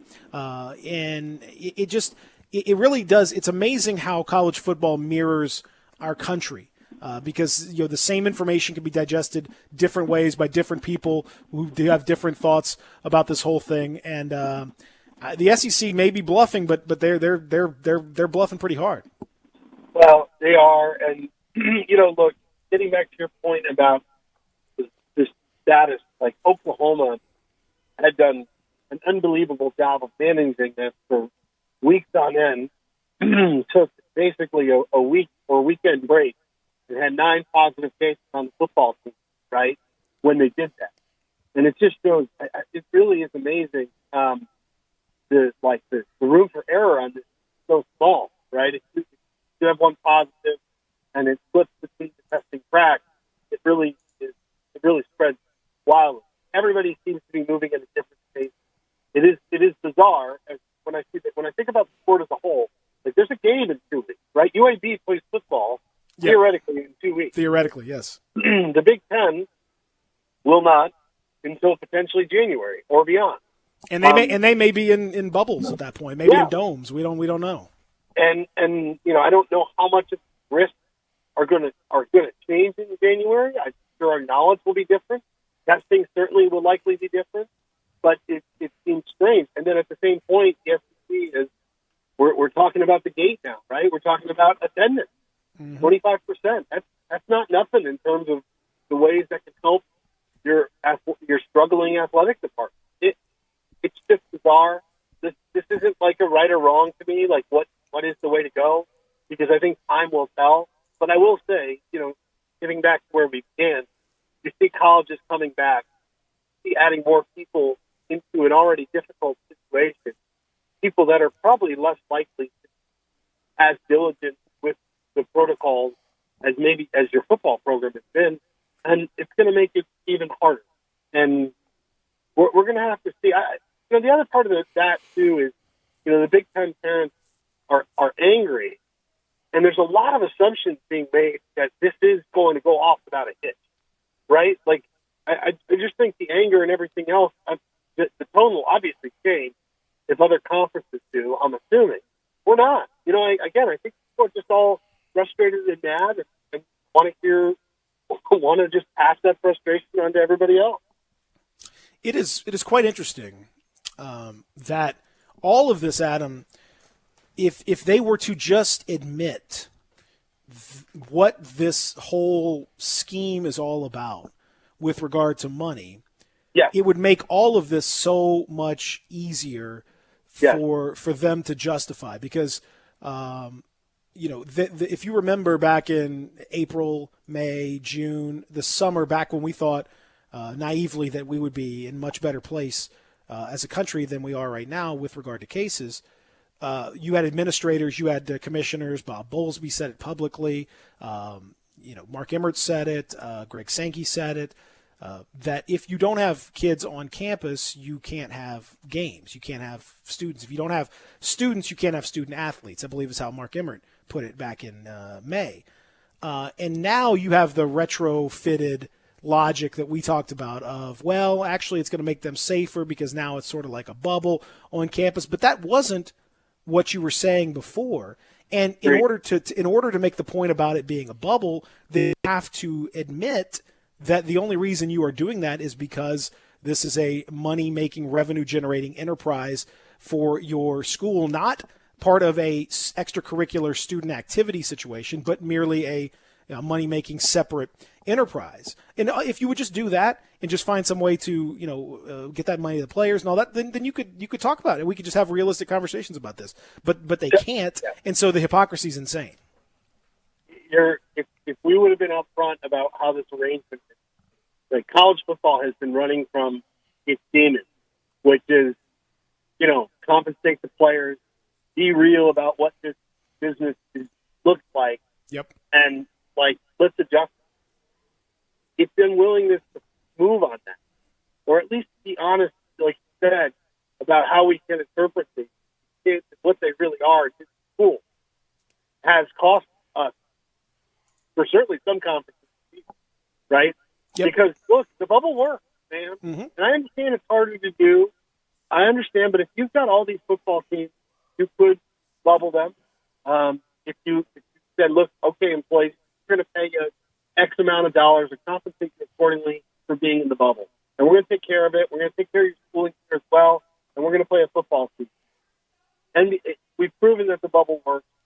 But when we keep saying, you're going back to student athletes, these administrators are in like this fallacious game of seesaw where they're trying to save their athletic departments because they know what it means to it, and they're trying to promote the farce of what this is. Really difficult, by the way. If you're in that position, because you know the gig, right? Like if you're the athletic director of Alabama or wherever, like, you get it. You know, we all know. So, but you've got to do that publicly. I can't imagine trying to do that. And you're exactly right. We were honest about our relationship, their relationships with the school. We would absolutely have a football season. It would likely be clean. It would be played in unique places. Of course, it would feel different like sports do these days, but it would go off without a hitch. I don't know. Last thing, Adam, are you able to prepare like for your normal round of preparation that you would do for a season, in making your phone calls and making your plans and all that stuff? Are you able to do any of that, or are you just kind of in the back of your mind thinking, this thing's probably not going to happen? I was talking to a couple of coworkers about that the other day, and this time of year I'm doing features. I'm actually going to be doing my first trip here in a couple of weeks. Mm-hmm. And be doing a story with an opt-out, one of the bigger names opted out about that life, and I'm actually really, really excited about that because it was good to do that. But no, man, people who are writing, I talked to somebody who's like writing pieces, and it's depressing, right? Like it's like you're putting thought into something that you're truly not believing yet, and that's kind of where I am too. Normally this time of year I'm writing profiles and everything else. I'm working on a story, which again is so different on like the impact of COVID at the JUCO level. I think it's fascinating. JUCO is such an integral part of football that we kind of disregard unless it's on Netflix, and what the impact of that's going to be. So a lot of the stuff I'm working on now is frankly like the cratering of the sport, sadly, and no, like a normal, how can, like, do we have a playoff? Do we have this? Like, what are the stakes? It's really hard to kind of put the normal focus of football, on the plate right now. Well, we will, we'll all be waiting, fingers crossed, toes crossed, everything else crossed, that we can find a way to thread this needle somehow and get it rolling. But in the meantime, I'll be looking forward to the features and Golden Tee and everything else, buddy. I know you're staying busy, so I appreciate that, buddy. And thanks for taking time as you do every Friday with us. Appreciate you guys. Have a great weekend. All right, he's the best. He's Adam Kramer at Kegs and Eggs. And again, check out his work on project manager for Golden Tee. There's some awesome stuff. Saying, I don't know if you ever played Golden Tee, but it's a lot of fun, man. The video game, Yeah. Once you start playing it, Adam's heavily involved. He was on the call of the World I saw it on his bio. I saw it on his bio. He's outstanding stuff. So check out that. We're gonna have some fun when we come back. I think a big hitter weighing in on my talk about James Wiseman. I'm looking forward to having that discussion. We'll do that when we continue here in the Family Leisure Studios on a beautiful, funky Friday. Real Sports Talk, Sports 56, 96.1, 87.7. It's R&R on Sports. The word is out about R&R on Sports, where you've heard interviews from Ken Griffith Jr., Dr. J, Hank Aaron, and many, many more. R&R on Sports, Saturday mornings, 10 a.m., Sports 56, 87.7, and 96.1. Don't miss us. Are you a survivor of sexual abuse while in the Boy Scouts? You may be entitled to compensation, no matter how long ago the abuse happened, but your time to file a claim is limited. Call 800-615-8875. That's 800-615-8875 for more information. As a result of thousands of victims filing sexual abuse claims, the Boy Scouts have filed for bankruptcy protection, and the Bankruptcy Court has set November 16, 2020 as the deadline for abuse survivors to file a claim. As a result of this bankruptcy, a victims' compensation fund is being set up that may be worth over $1.5 billion. Childhood sexual abuse takes numerous forms, including forcible rape, exposing oneself to a child, or showing her or him pornographic images, or viewing or photographing a child in a sexual context. If you are a survivor of sexual abuse while in the Boy Scouts, you may be entitled to compensation. Call 800-615-8875. That's 800-615-8875 for more information. Your call is completely confidential. Sponsored by Sheldon Law Group. You're scrambling around. You need a haircut. Where you gonna go? I got a place that has 15 locations. I've got a place where details matter. I've got a place that can be invigorating and relaxing at the same time. You know what it is. It's Supercuts. Every haircut ends with the signature hot towel finish. Every haircut matters. When you're getting ready, you go into Supercuts. The stylist will pay attention to every detail, so you get the haircut you want, and of course, you're going to finish with that signature hot towel. You walk out clean, sharp, and not just ready, but super ready. And you might want to ask that hairstylist about what the Tea Tree experience is. One part invigorating, one part relaxing. The Tea Tree experience is something you need to try. 15 locations. I mentioned that, didn't I? All you've got to do is go to supercuts.com. You'll find the one nearest to you. Get super ready at Supercuts. Frontier Western Store is open and ready to serve you for all your needs in boots, apparel, pet food, and more. Frontier is proud to be a local leader here in the Mid-South when it comes to boots. Stop by the store today for an incredible selection of name brand work and dress boots. Come browse aisles and aisles of top quality boots at everyday low prices in our world famous boot showroom. Dan Post, Rocky, Durango, Twisted X, Georgia, Ariat, and many more. There are so many styles, colors, and fits available, you might need a hand picking out your favorites. Luckily, Frontier's knowledgeable sales staff will cheerfully assist you with any questions you have and ensure the proper fit of your new boots. Frontier also has an amazing selection of jeans and shirts by Wrangler, Ariat, and Carhartt, as well as a fully stocked women's boutique department with thousands of tops and dresses at unbelievable prices. New arrivals often. Frontier Western Store, 5880 Gilman Road in Olive Branch, and on the web at frontierwesternstore.com. Family owned and operated since 1967. As you get back to business, small things can make a big difference. Like marking safe distances with floor tape and posting reminders to wash hands. As always, Grainger is here to help, offering supplies and solutions for every industry. Free access to product specialists, 24/7 support, safety recovery guides, and more. It's part of our commitment to help you adapt and recover in these challenging times. Call, click Grainger.com, or just stop by. Grainger, for the ones who get it done. Get in the zone, AutoZone. Welcome to AutoZone. What are you working on today? Oil change coming up? We can help you out. Right now, you can get 5 quarts of Pennzoil high mileage motor oil and an STP oil filter for just $27.99. And if you need it fast, we can help you get it fast. Whether it's at home with our next day delivery or in store and curbside with our free same day pickup. The choice is yours. Getting the job done just got easier. Restrictions and details at AutoZone.com. Get in the zone, AutoZone. Hey everybody, these new Chevy Open Road deals are spot on for fall right here in Olive Branch at All Star Chevrolet. And I'm telling you, you could save thousands of dollars and get that new Chevy you want today. Blazers, Equinox, Impalas, Camaros, get an all-new Corvette. Treat yourself. And more all-new 2021 Tahoes are on the way. Come pick out the one you want before it even gets here. And I'm looking at more new Silverados than you'll find anywhere. Come drive one. Drive them all. And don't forget to check out the certified pre-owned Chevys. If you don't find exactly what you want, tell them here at All-Star and they will find it and get it here fast with the best financing for everyone. Remember, it's not the Pike, not Collierville, not South Haven or Mount Moriah. It's gotta be Olive Branch, people. And everybody at All-Star Chevrolet has one job: to make sure you get a better deal, have more fun, and in record time. So find new roads to Olive Branch at All-Star Chevrolet or go check them out online at allstarautogroup.com. Welcome back to Sports 56 Mornings with Peter Edmiston. Yes, I will be good, I promise. Co-hosting Sports 56 Mornings is Anthony Sane. That's great, man. Now, back to Peter and Anthony.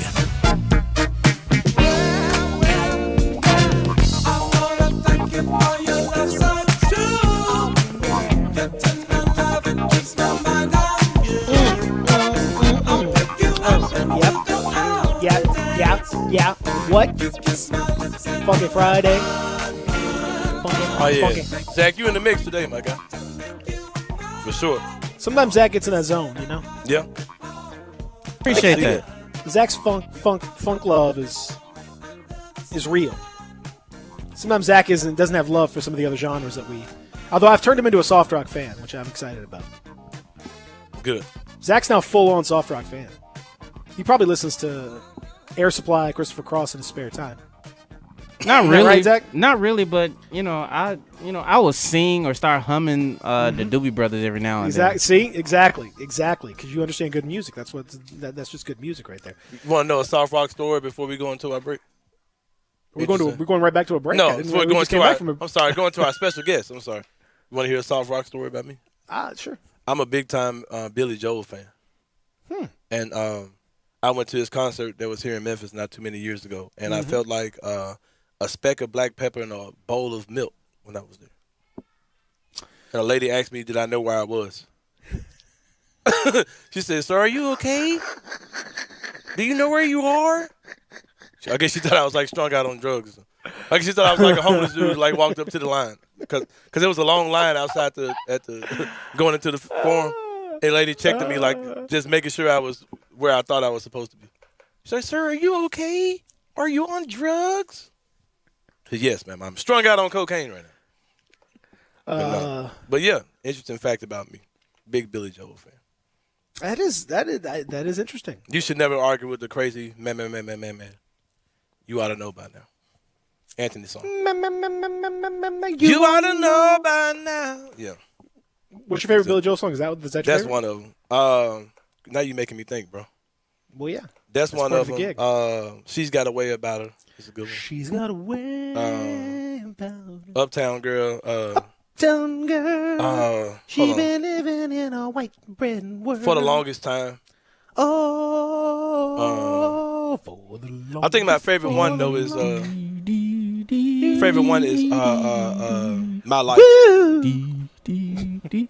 What's your favorite one? No, it's not called My Life. What's it called? My Life. There's one. Yeah, Yeah, that's my life. Yeah, Yeah. yeah. But that's not the name of the song, Bosom isn't it? Buddies theme song. Yeah. Yeah. It's yeah. I don't care what you say anymore. This is my life. Yeah, that one. Great song.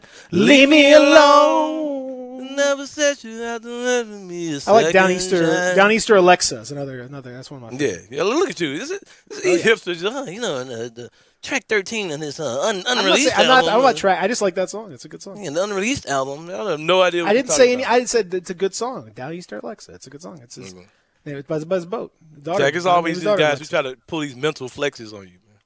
There's no mental flex. It's just a good song. Well, you like Billy Joel, and you didn't, and that's a good song. He has an unreleased album that was only available in Japan. It was that's a very like well-known song that's released. It's not it was a single. It's not like, actually on the B side of the album in 1983, it was a live track. He only did it in Poughkeepsie, New York, and I was able to go to the show. And I talked to Billy, and I said, "Billy, can you play this one?" No, I'm not doing that. That's a very well-known song. Jeez Louise, good Lord.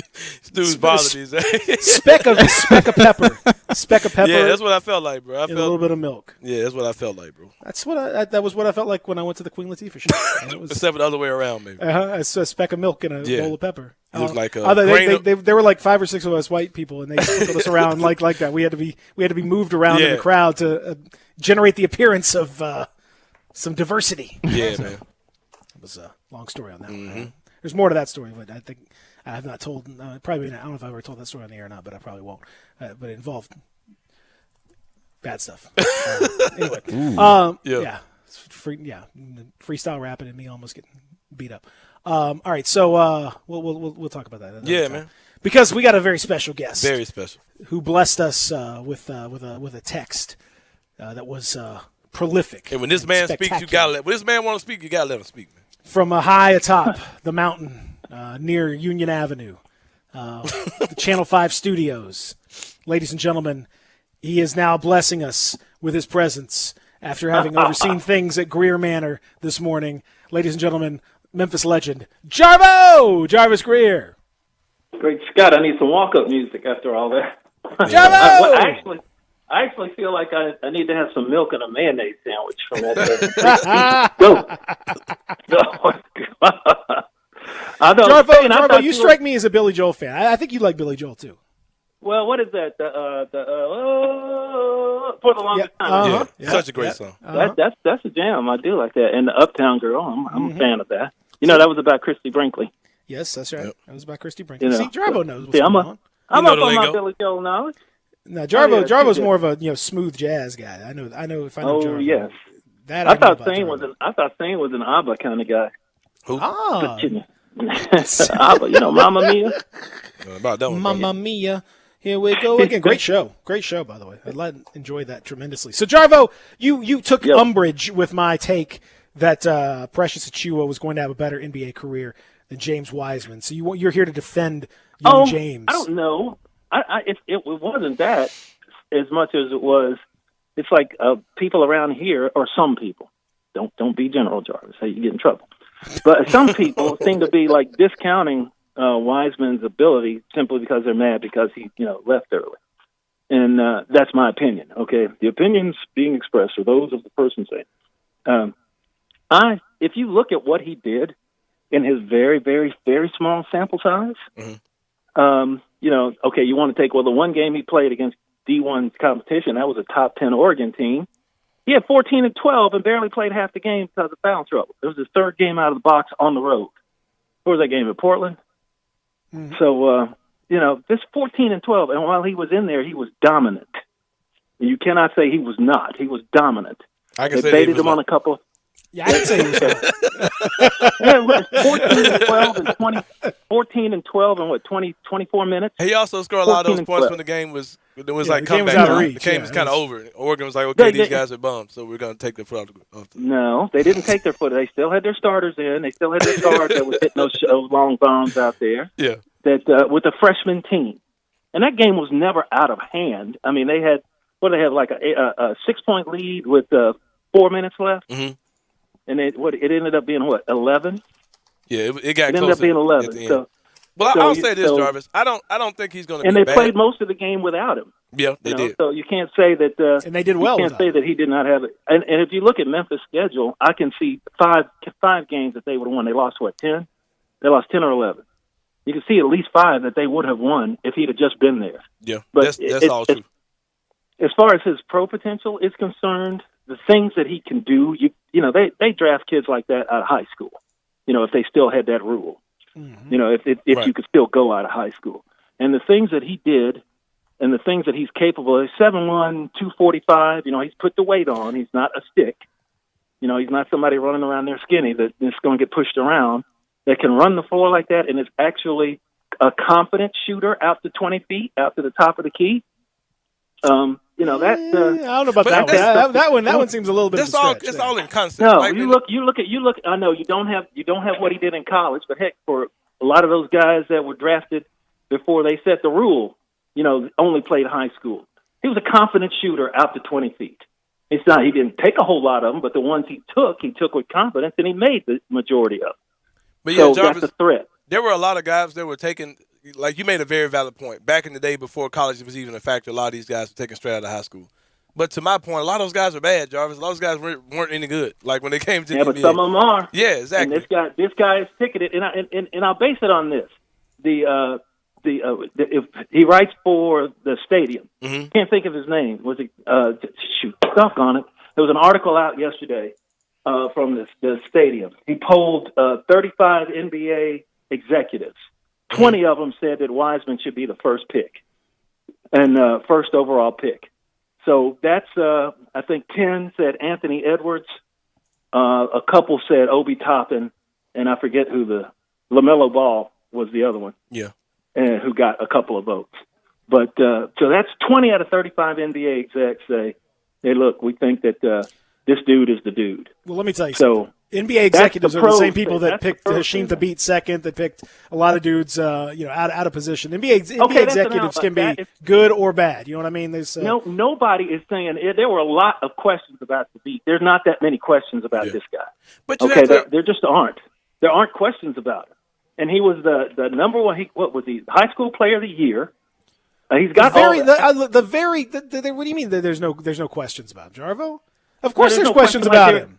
What I'm saying is, there's no. Does he have the questions about him like there were drive? Does about he have the beat. desire? Does he have that dog in him? That's question number one. there's Number no- two, what I'm can saying he is shoot outside? Can he for real actually shoot it, or is that just a conceptual thought that maybe he could someday down the line shoot? Number three, can he play defense outside of rim protection and shot blocking, and especially weak side shot blocking? Because the very first play that Oregon ran in that game, the very first play, you go and watch it off the tip off. What did they do? They threw it down to the big man. He got James Wiseman in the air and won. Foul, basket at the rim.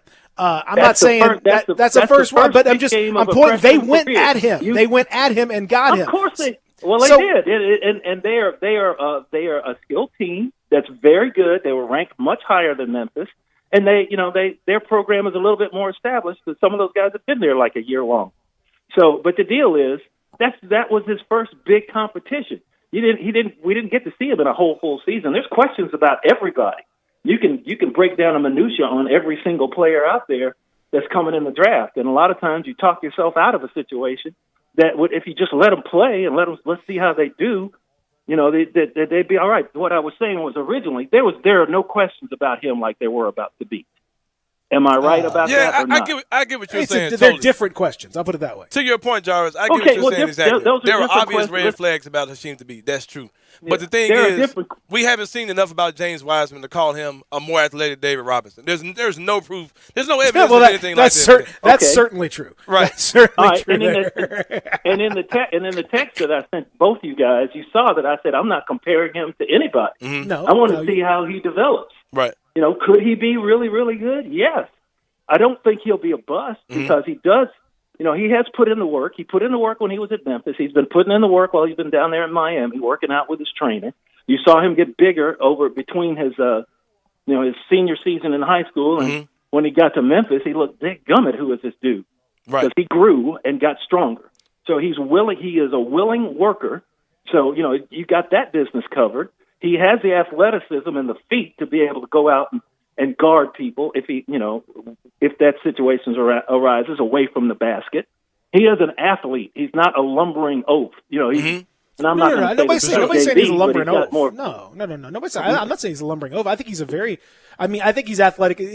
My whole point on it, Jarvo, and then we got to run. My whole point is just like, there's lots of dudes that sort of fit that description. We talked about, the DeAndre Jordans of the world.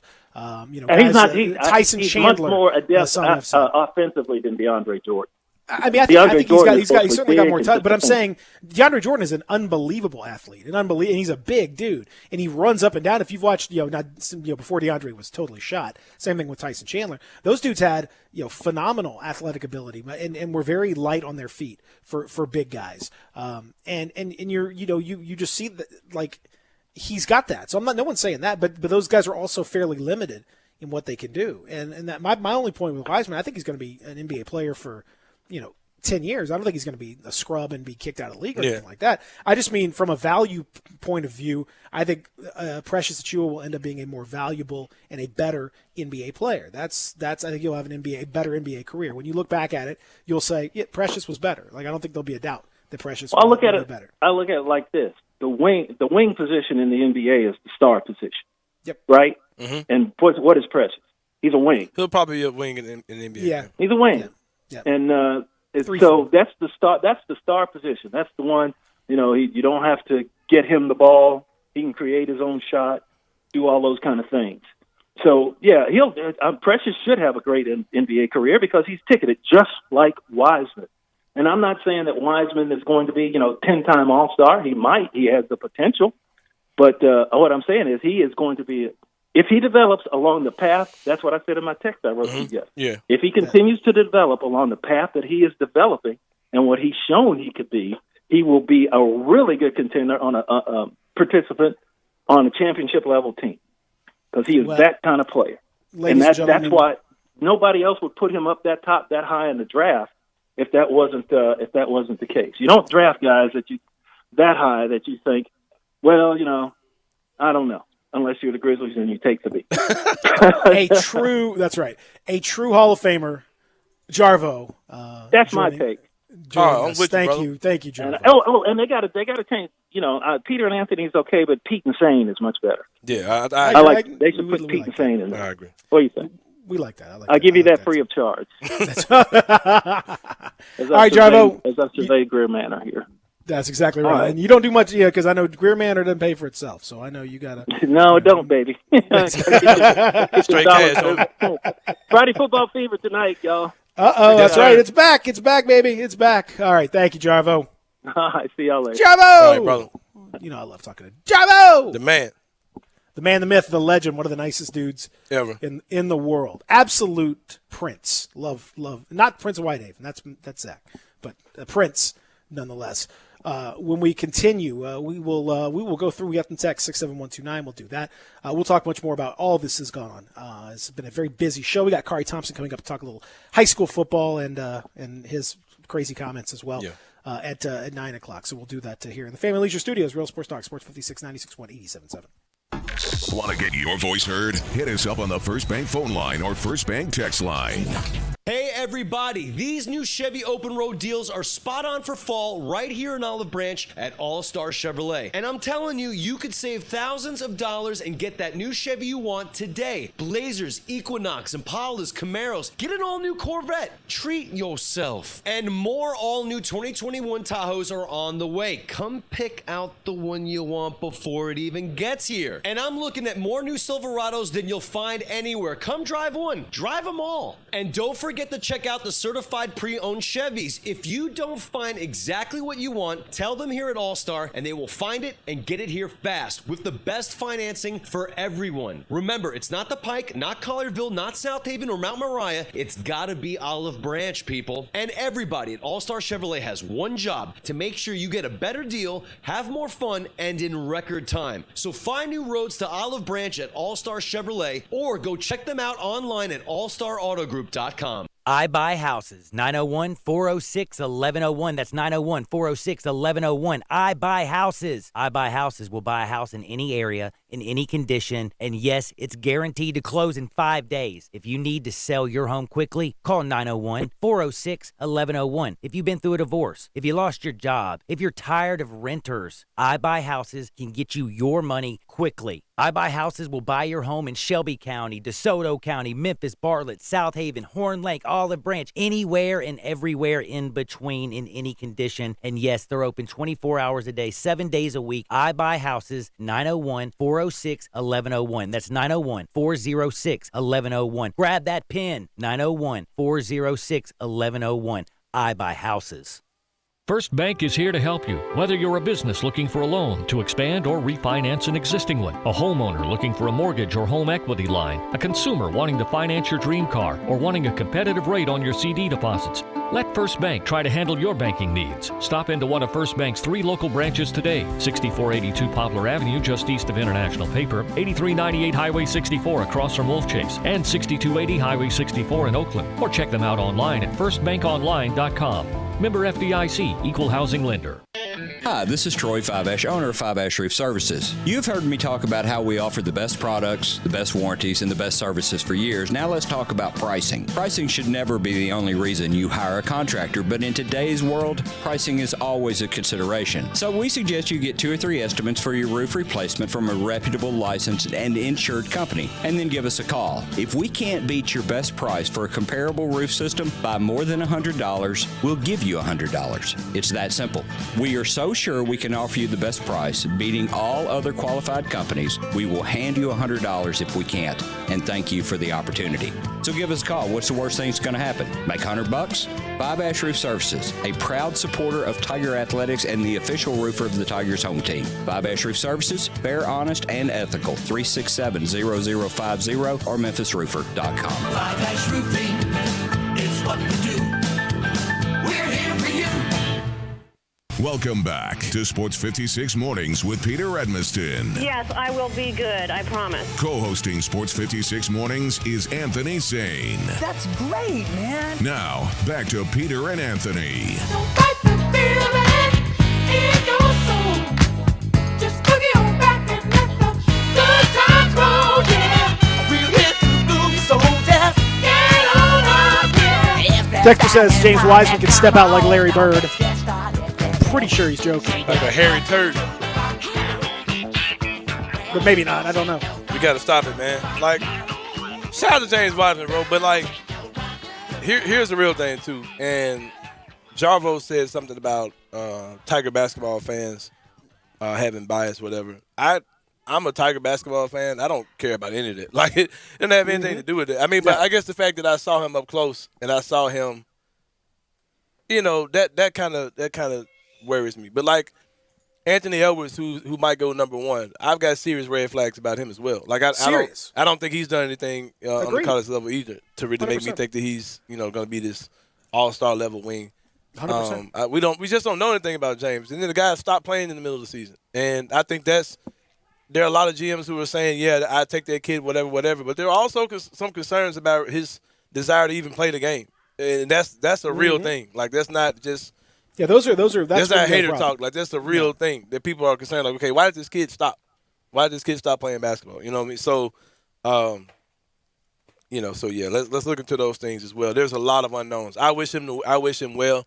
If he pans out to be half of what people kind of think he's going to be, I think he's going to be a great player, especially if he's drafted by Golden State. I think he'll be a dangerous tool for their team.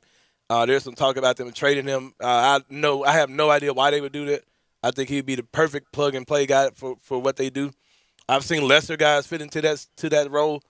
than James, and I think he'd just be a definite upgrade over some of the guys they've had at the I just I see. Here's the thing. Like I disagree a little bit, only in the sense that like I think he's overqualified for the role that he would play. Yeah. Like you wouldn't take a number 2 pick to be, what they've done with Festus Ezeli and all these other dudes that are just rim runners and go down there and get a few dunks, get a few rebounds, and then run down and do it again. Right. You don't waste a second round or a second overall pick on that. I mean, that's if you're gonna that's their system. They need guys to go out and shoot, and he can. I mean, he would be fine there, but I don't think it would be.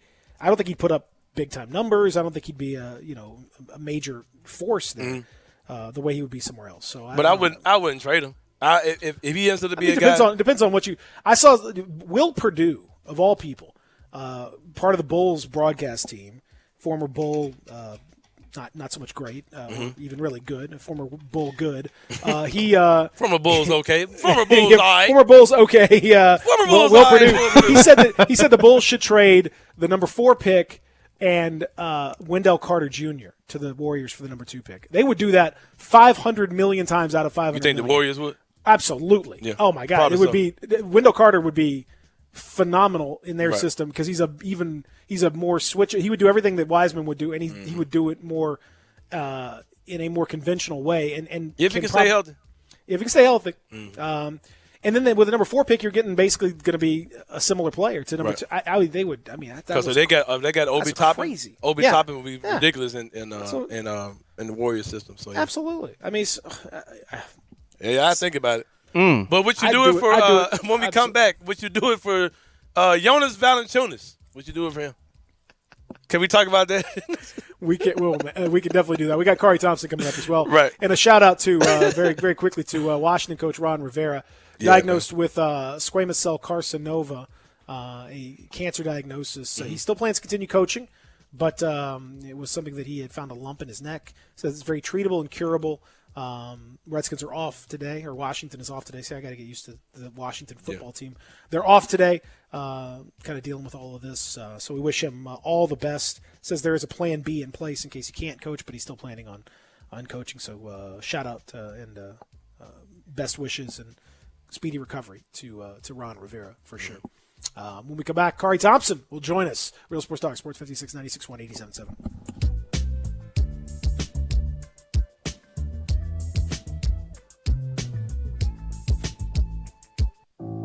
Commitment, dedication, perseverance. At FedEx, our people are our strength. Even during these unprecedented times, we are delivering medical supplies, test kits, and the things you need every day. Helping the world move forward together. Strength, what we deliver by delivering. FedEx.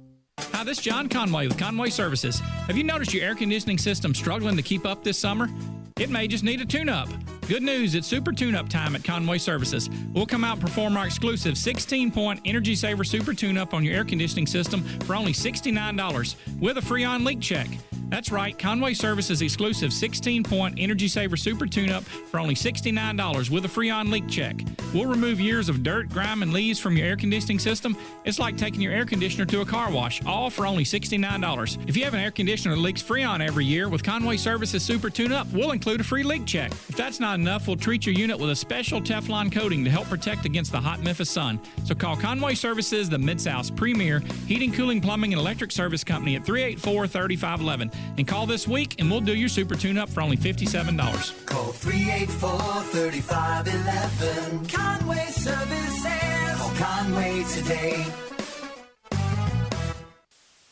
Brian Elder's Roofing Solutions. Chris Price here for Brian Elder Roofing. The storms we've had over the past several months have been devastating to our communities. The rainy season is ahead. You may have not even noticed the dripping in your attic, water stains throughout your home, or even worse, mold and mildew. Please call Brian Elder Roofing and we will send out our project managers to assess any damage. We will not try to sell you a roof if all you need is a repair. We will measure your roof from outer space. 0% for 60 months, even no payments till 2022 are available with approved credit. If you've noticed missing shingles, water stains, leaks in your roof, call us before you call your insurance company at 867-0303. That's 867-0303, and we will provide a free, thorough inspection of your roof's condition. Call 867-0303. Brian Elders Roofing Solutions. All 75 months at 2.99 APR, G4 LHFO 7857, Outlander LU 029538, Eclipse LZO 15617, includes all rebates and incentives. PF 59875, excludes tax title and license with approved credit. See dealer for complete details. Offer valid through the end of the month. Dealer stock only. It's time to fully charge your summer with great savings from Gossett Mitsubishi on the Pike. You'll find 0% APR for 60 months, plus $500 cash back. Drive your ambition in a new 2020 Mitsubishi Mirage G4, $139 a month, or buy for $12,435, 41 MPG Highway. 2020 Mitsubishi Outlander Sport is ready for any adventure at $229 a month, or buy for $18,573. And cross over to summer in a 2020 Mitsubishi Eclipse Cross, $19,107 or $229 a month, backed by a stellar 10-year, 100,000-mile powertrain warranty. Mirage G4, $139 a month, Outlander Sport, $229 a month, and Eclipse Cross, $229 a month. Get to Gossett Mitsubishi today, 1870 Covington Pike, or shop online at memphismitsubishi.com. If you want it, we got it at Gossett Motor Cars. Central Barbecue is committed to the health and safety of this community, who has supported Central for almost 20 years. Central Barbecue is still open for business with to-go and delivery options to serve the greater Memphis area with the same great barbecue you have come to know and love. With 4 locations to serve you, from downtown, midtown, and East Memphis, you can order your favorite barbecue and enjoy everything on the menu in the comfort of your own home. Call your nearest Central Barbecue location for more information on delivery and to-go options today. We are Sports 56 WHBQ Memphis, WIVG-FM Tunica Memphis, and WPG-FLP Memphis, Flynn Broadcasting Stations. Welcome back to Sports 56 Mornings with Peter Edmiston. Yes, I will be good, I promise. Co-hosting Sports 56 Mornings is Anthony Sane. That's great, man. This hour is brought to you by Acura of Memphis. Now, back to Peter and Anthony.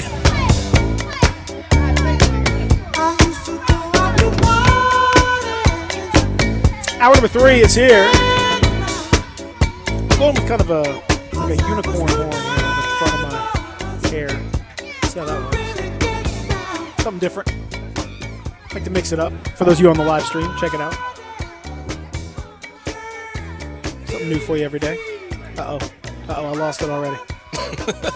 Look, now it's all over. Oh, now check that out. That's some real deal shock and awe right there in your hair. What do you think, Zach? It's interesting. Look at that. You could do that. Come on, that's pretty good, right? Check it out on the stream if you're gonna check it out. I think you're gonna like it. You want some of this? I know you need some hair. It looks like one of those, Duster fans, like Damn. I told you we got the best hair, at least the most hair in radio. Yeah. That's for sure. Most hair per capita. Wow. Because head sizes over here, man. Head sizes and the hair size. Me and Sane are both blessed with enough hair to cover our voluptuous. Enough hair for 4 people. Actually, I got enough hair to cover everyone's head in the city of Memphis, I believe, and then some. Yeah. Joining us now to talk about that and other things is what do I even call Kari? Of course he covers preps for the Commercial Appeal. You know that. Yeah. He's a New Englander, a Bostonian, a Yankee. He's a black Yankee. He's a blank HBCU grad. Right. He's he's just sort of an online busybody now. Just coming in with takes that are not even trolling, just sounding ridiculous. Yeah, just sounds ridiculous. Even trolling, man. Frankly, I don't know. Ladies and gentlemen, Kari Thompson joins us now. All right, what are you doing online, Kari? You're just out here. What's happening? I'm having fun, guys. Can a guy have some fun on Twitter these days? Is that fun? To make trash takes? Is that fun? I didn't realize that was fun. Okay, all right.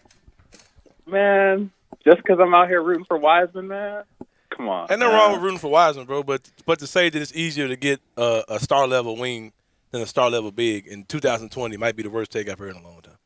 I didn't say star level. I said good. You can sign a same good thing. Wing. That's good. Same thing. Yeah, good wing.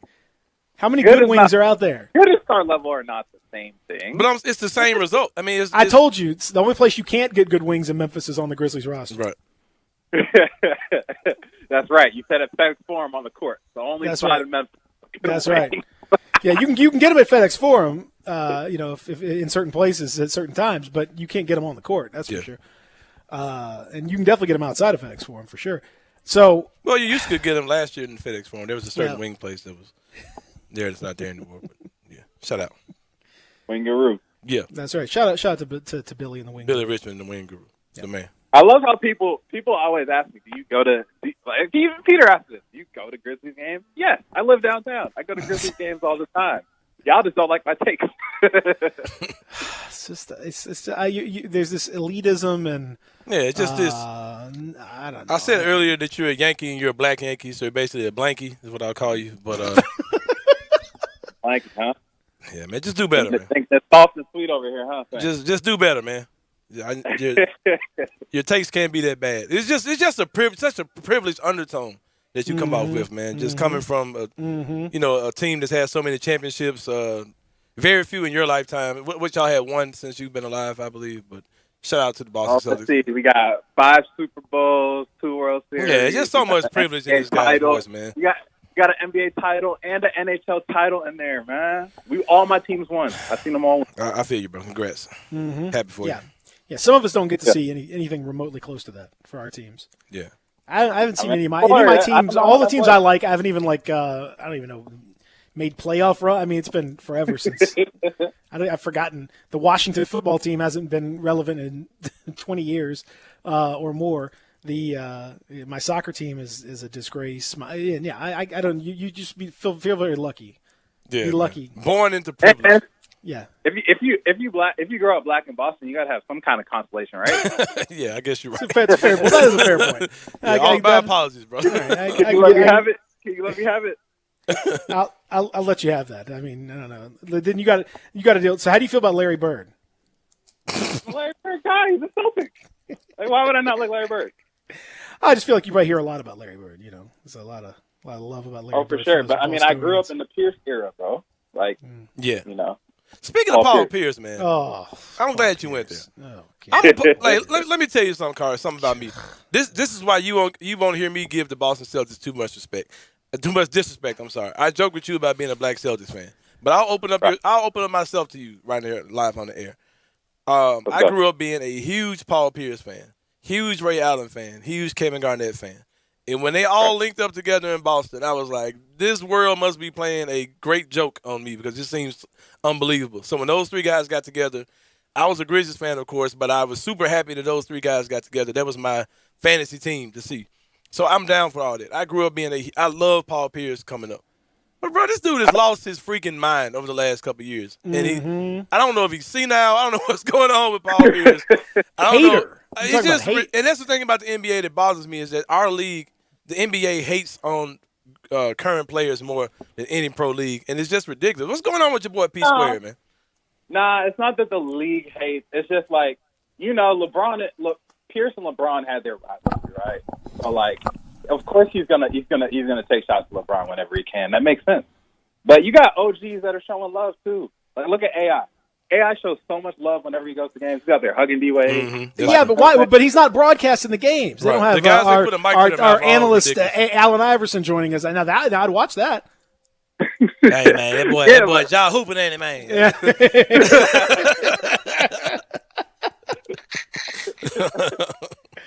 No, AI's got those. Got those. He's like a.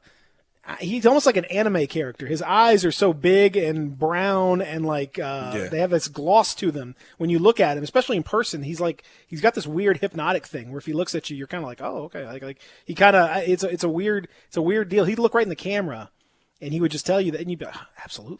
So if they have him on there showing love, great. But the dudes they have on there right now, all Shaq does is just crap all over big men, any big man in the league. Any big man that shoots a three, he's like, no. It's hilarious though. Don't act like you don't like it. Kenny Smith, Barkley gets away with it because Barkley's just Barkley. He has a different sliding scale than everybody else. But I mean, like Mark Jackson out here, starting fights with George Karl. You saw that? And I mean, the NBA, it really is like you don't see like too many. Quarterbacks that cover the NFL, talk, this Patrick Mahomes. In my day, he would have been, smacked around by Bruce Smith and all these, Lawrence Taylor would have crushed him. Look at that curly mohawk. They're like, wow, this guy's really good at football. I mean, I don't, it drives me crazy. Because it's funny. The NFL does not have a show that can touch NBA on TNT, bro.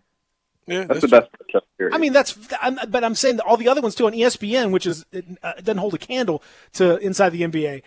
They're still hating on everybody. It's the coaches, Jeff Van Gundy, Mark Jackson spend the whole time doing a podcast about how basketball reached its zenith in 2000, and ever since then it's been terrible. Yeah. And stop it. Stop it. The only example of a hater I can think of is the 73 Dolphins, the undefeated Dolphins. 72 Dolphins. 72 Dolphins hate on every team that's good. Yeah, so that's true. Those guys come out hating on everybody, but other than that, you don't see it, man. Like you don't see it in the NFL. No, they're all these. Michael Irvin's like, wow, this guy's really good. And, oh yeah, look at this. DeAndre Hopkins. Oh, this guy, Julio Jones. They're great. Like they don't say like, oh, they didn't play the position like I did back in the day. No, come on, man. Another thing too that I think it might be is that in the NFL, a lot of the guys that are actually commentators, they're a little bit removed from the guys who are actually playing for the most part. Right. You know what I mean? Like in the NBA, it's guys who just got out of the league who are up and coming, media guys or whatever, or announcers or whatever they're doing. With the NFL, there's a little bit more separation. You're starting to see more now guys that are closer in age, but these guys are talking about guys that like Damian Lillard said, I put all y'all out last year. It's those type of situations. So yeah, that might be the case, but man, it's just some hating dudes they got with mics in the NBA right now when it comes down to talking about current players. I'm with it, man. Bring back the player haters ball, man. Hate. Oh yeah. You got Silky Johnson out here covering the NBA, so it's ridiculous. So what's going to happen for you tonight, Kari? We got football. Dun, dun, dun, dun, dun, bum, bum, bum, bum. Dun, dun, dun, dun. So are you what's your emotional state? I'm ready to go, man. It's been a long time since we had sports here, high school sports in Shelby County, man. It's been like 5-6 months. We're back at it tonight. And we got a good game, man. Like Houston Christian Brothers is going to be a really good game between one of the best public school teams and one of the best private school teams. And it's the type of game that we don't even get to see in a normal year because ordinarily these schools would have their week one opponents that canceled on them and they had to scramble and find somebody, and they found each other. So it's like, low-key, Kelvin gave us a gift tonight.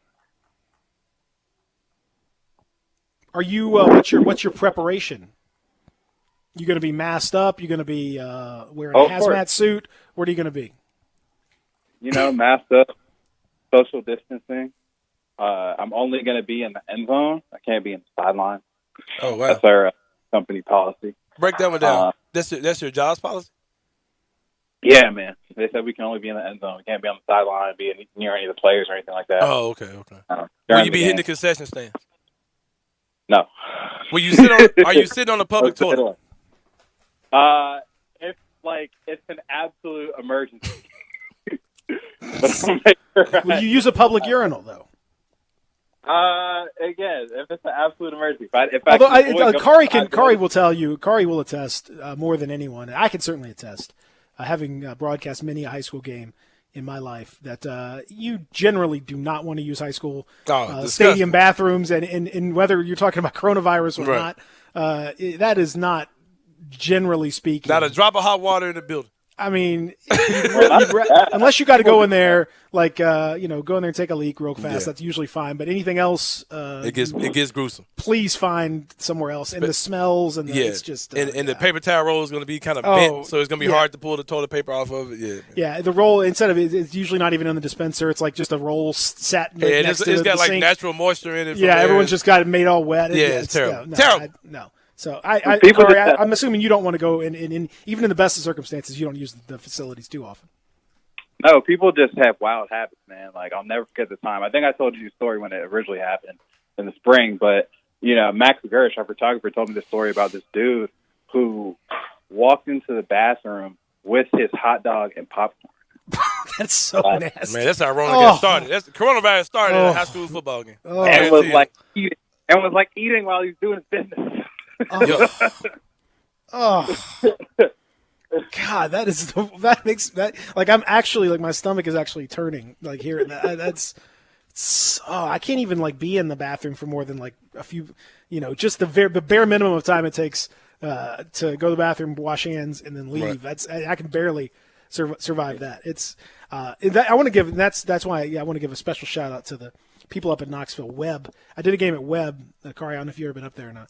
No. But they had in the press box. They had a bathroom in the press box, like media style, like real, better than some colleges I've been to. It was the most glorious thing in my life. I was like, I gotta go to the bathroom. They're like, oh, it's right here. What? Oh, What? It was Game changer. A game changer. If everyone could do it, so very, very special. So where are you going to be tonight? I'm going to be at Houston High School out on Houston Levy Boulevard, Or is it Street Boulevard? I don't know. Houston Levy. You know where you need to. You need some the directions? GPS? Don't just take out driving. Don't just take out driving, man. I thought it was by Houston's restaurant. No, it's not. I thought it was in Houston, Texas. I can't believe I booked this flight. What am I doing here? Yeah, man. It's somewhere in Germantown, okay? Kari Thompson will be driving around Germantown right. Instead of going to the game. Uh-oh. Socially distant from everywhere. Be careful in Germantown, G. I swear they told me this thing was right next to this Houston's. It's not here at all. That's in the middle. It's crazy. I'm at Houston's restaurant. Where am I? So what do you think? What do you think happens? Why have you in your preparations and talking to these coaches? I know it's been obviously a very strange, difficult, weird, bizarre training, preseason, etc. All that. I mean, are we going to see just some real sloppy football, or have these coaches been able to prepare these kids? The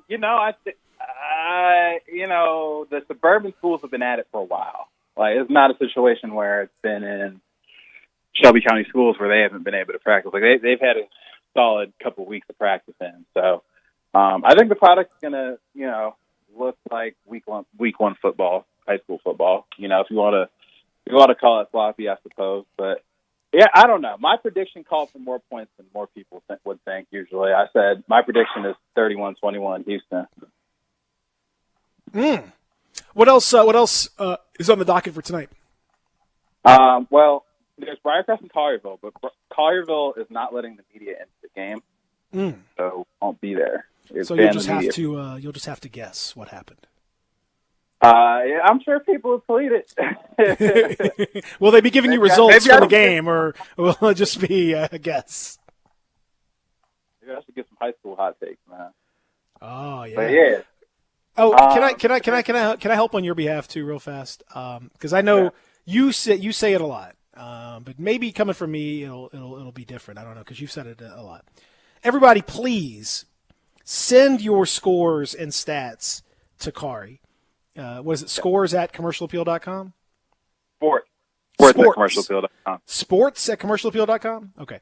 Yep. So sports at commercialappeal.com. Send your stuff to Kari. Kari is trying to publicize your children. Kari is trying to publicize you. He wants it. He's desperate for it. Please get that information out there. That's part of your gig, bro. I didn't know that. Yes, man. Bet that. We put the scores out there. We do a top performer list every night, and guess what? If you don't send your score, and you can't be on it, no matter how many you got. Kari, you want my high school stats? I can send let's go, Zach. Let's go. I can send you my baseball stats, man. I'll email it to you. You email it to me. I thought you were going to be like, I hit 100 home runs. No. That's ridiculous. I would have been in the MLB by that time, right now. So you like Skip Bayless, huh? No. Peter, how privileged are we as a show to have Jarvis Greer, the legend of Friday Football Fever, on in 1 hour of the show, and then have Kari Thompson, who has the worst takes in basketball history, but also is the new maven of high school football here in Memphis. It's just a historical moment here. It is. It's just a soak good it feeling. in. Just soak it in, man. Just be privileged to have these two great gentlemen on the show today. But Kari, your basketball takes are horrible. I mean, I love you, brother, but just hate to say stick to sports, but stick to Stick to high school. Stick to high school sports. Stick to watching my teams win championships. Yes. Thank you. Now here's my other question. Cut Now, this man off quickly. our pal. When I was covering, I was at a game last year, and I saw the local 24's Clayton Collier, very nice guy. Clayton was at he does high school games. They do a vigorous high school schedule, much like Channel 5 and Channel 3 and everyone does on high school football. And he had his game plan was a stack of bread. I believe it was wheat bread, right? And peanut butter and jelly. And he would Correct. make the peanut butter and jelly sandwiches. And I believe he goes through 3 or 4 on a high school night because he's traveling around doing this, that, and the other. Do you have a similar food situation as you are preparing for a busy Friday evening where you may have to travel a little bit, where you got to file your story, where you got to do all this, and you don't want to eat the concession stand food, especially in a time like this? What is the plan for Kari and the food? Well, I mean, one of the blessings of Friday nights is that I get to start my day later because I'm working through midnight. So I can start at 3. I usually do a late lunch, like a big late lunch.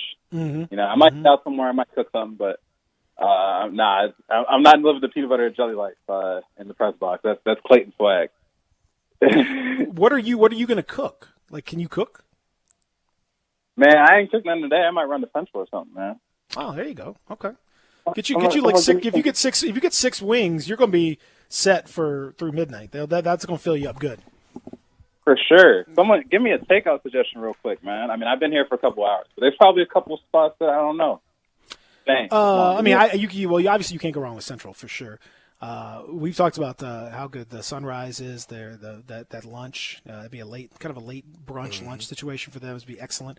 I always love a big fan of Elwood Shack. They do great work. Elwood's another good one. If you get that, I get that golden burger when I go there, and that sucker is huge. That would fill you up for the rest of the day. You have one of those at 2:00 and you're good to go through midnight. I can tell you, because that baby is huge. So you do that, you're in good shape. What you got, Saying? Where else would where would you send them? What part of town is he? I'm in Germantown tonight, but it could be for any night. It could be for week 5 when we finally get city school ball back. You're trying to get takeout or delivery to the game or something? Is that what you're saying? Oh, just takeout, man. I've been killing a lot of one and only barbecue lately, man. So you might want to check them out. It's good stuff. What you getting out there? The brisket sandwich. Yeah, that brisket is really good. The turkey sandwich is good too, G. Yeah. Okay. Yeah, I've been killing that lately. I think that brisket is spectacular. Yeah, it's very, very good. I think speaking of which, there's also if you're out in Germany, since you're gonna be out in Houston area, not too far from there, is Wolf River brisket. Yes, I've had them. They're good. Yeah, they're good. That's real good. Yeah, I don't go to Germantown at all, fellas, so I can't really do it. That's not quite Germantown. That's one and only is the farthest that's more sort of right on the border of Collierville, Germantown, that's not definitely the case. Eads area. You go out there. No, saying they're not going to bite. No, I can't.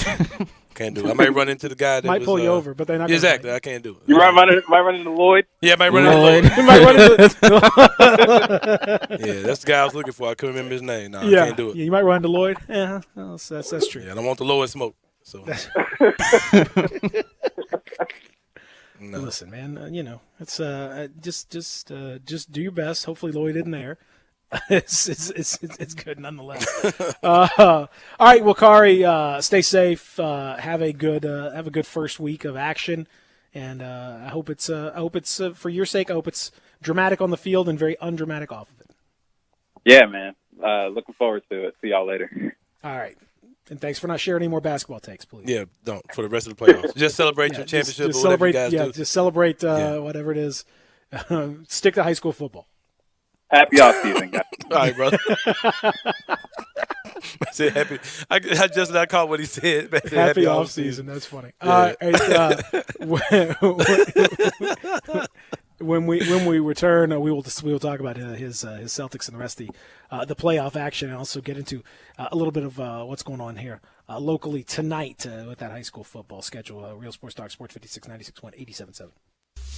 Check out Dave Woloshin and Brett Norsworthy with Sports Time on Sports 56. Weekdays from 3 to 6 on Sports 56, 96.1 FM and 87.7 FM. At First Bank Mortgage, their core purpose is to help you get to a better place.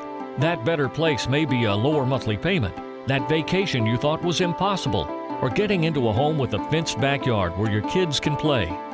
To get into your better place, First Bank Mortgage makes decisions right here at home. Dedicated to helping you get to your better place, First Bank Mortgage. Call Daniel Mooney at 901-462-0145 today. NMLS 741022. Equal housing lender. Commitment, dedication, perseverance. At FedEx, our people are our strength. Even during these unprecedented times, we are delivering medical supplies, test kits, and the things you need every day. Helping the world move forward together. Strength, what we deliver by delivering. FedEx. I want to do some bragging rights. Hey, I was just the other day overhearing a conversation with Big Mike, the manager of DeSoto Auto Sales. They've got people buying cars all over the country. North Carolina, South Carolina, Georgia, Alabama, Arkansas, Texas. People from all over the country buy cars at DeSoto Auto Sales in Olive Branch, Mississippi. Why? DeSoto Auto Sales has the most stringent car inspection in America. They get it right the first time. Quality and low mileage, factory warranty on most vehicles. My favorite part is the people who work there. Big Mike, all the employees are professional, friendly, and go that extra mile. Expect as you walk in the door, you're treated like family. DeSoto Auto Sales understands your time matters. We can help you find your dream car and get all the paperwork finished in less than an hour. Come see us at DeSoto Auto Sales and be part of our family. Have a great buying experience every time. 662-890-7184. Hi, I'm Troy Fiveash, owner of Fiveash Roofing. Can anyone explain to me why anyone would care how I measure your roof? We have all heard about measuring your roof from outer space. Well, to be honest, there are aerial pictures that are taken every 4 years that can be used to measure a building, but it's not from outer space. Besides, no one, and I mean no one, can tell you what's wrong with your roof or even if you need one by using pictures that might be 4 years old. If you would rather do business with a family-owned and operated business with a lifelong tie to Memphis that refuses to mislead or use gimmicks, please give me a call. Best products, best warranties, and the best customer service we know how to provide. Fiveash Roofing, proud partner of the Memphis Tigers and the official roofer of the Memphis Tigers home team. Fiveash Roofing, fair, honest, and ethical. 367-0050 or memphisroofer.com. 367-0050 or memphisroofer.com. Fiveash Roofing, it's what we do. We're here for you. Welcome back to Sports 56 Mornings with Peter Edmiston. Yes, I will be good, I promise. Co-hosting Sports 56 Mornings is Anthony Sane. That's great, man. This hour is brought to you by Acura of Memphis. Now, back to Peter and Anthony. You don't never need help from nobody else. All you got to do now, express yourself. Except for Kari. You're not expressing it. Yeah, You're not please expressing yourself. Quit expressing yourself. So, we saw the flip-flop, the yo-yo, the back and forth of the playoffs last night where the number one seeds came back. Handled these bums, man. And smacked them down. Milwaukee handling Orlando. Lakers absolutely demolished Portland. Yeah. Anthony Davis looked spectacular in this game. Looked like Anthony Davis. Looked like he's supposed to look. Who was that masked man that was out there the other night? I know. Wasn't Anthony Davis, bro. So, are you now? Do we now? We think these are 4-1s. We think now it's all taken care of. Or do you Yeah, think if Dame's fingers hurt like he had a dislocated finger last night, if that's a real thing, which of course it is, they're probably done.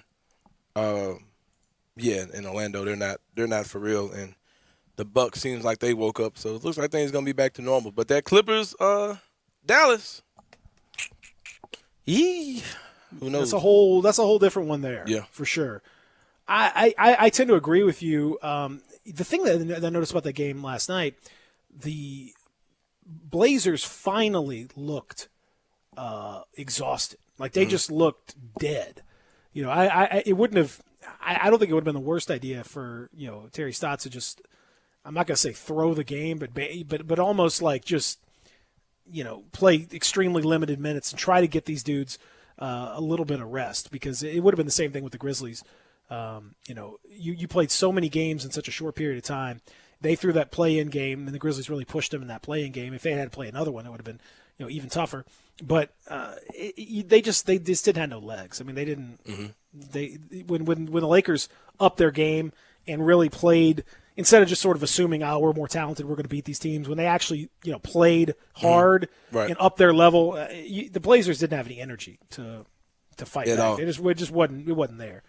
So I don't know whether they can get it, because I mean, you're not traveling, but these games are coming pretty fast, and you're playing every other night. Yeah, every other night. No road breaks, none of that. So So I don't know. I don't know if they're going to be able to get it back or not. Mm-hmm. But they look dog tired. Yeah. Also, the Rockets won last night, 111-98. Shout out to Jeff Green, who knew that he probably was going to be a topic of conversation.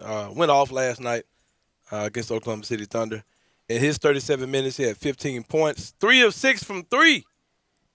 Jeff Green. There was a stretch where he just put away the Thunder all by himself. This is what he does, man. This is what he does. This is what Jeff Green does. This is why he's worth the kind of attention that he's been worth. I mean, he goes from perfume to poop and back and forth, like it's nothing to do.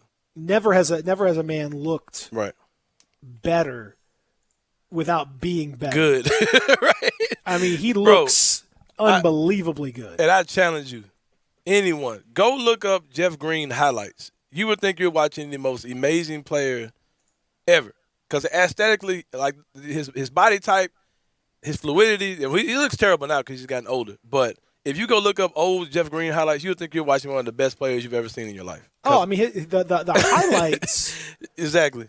The highlights are incredible. His highs are so high, and his lows are so low. But when you watch him play, he just leaves you so frustrated. Right. It's like, what? How is this guy not?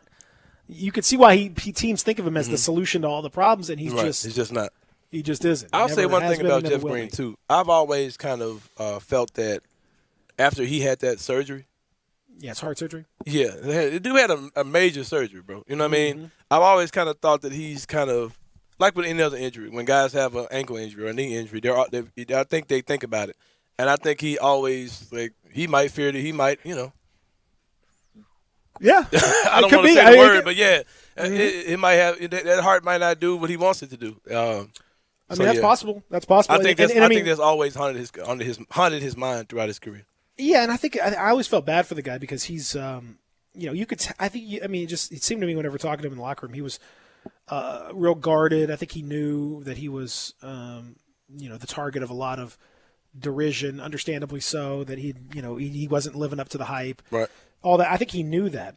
But if you talk to the kids over at Le Bonheur, like he talked to heart patients over at Le Bonheur, like he's a good guy.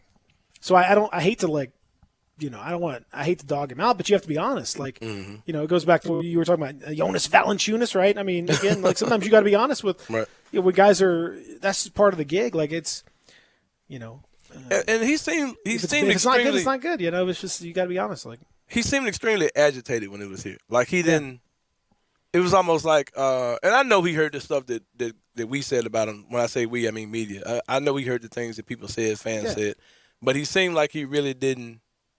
He seemed very agitated when he was here. He seemed like he didn't really want to be a part of anything that was going on with those teams back then. Him and Courtney Lee were super cool. Him and Mike were cool, but he didn't really seem like he was in the whole mix with the other guys.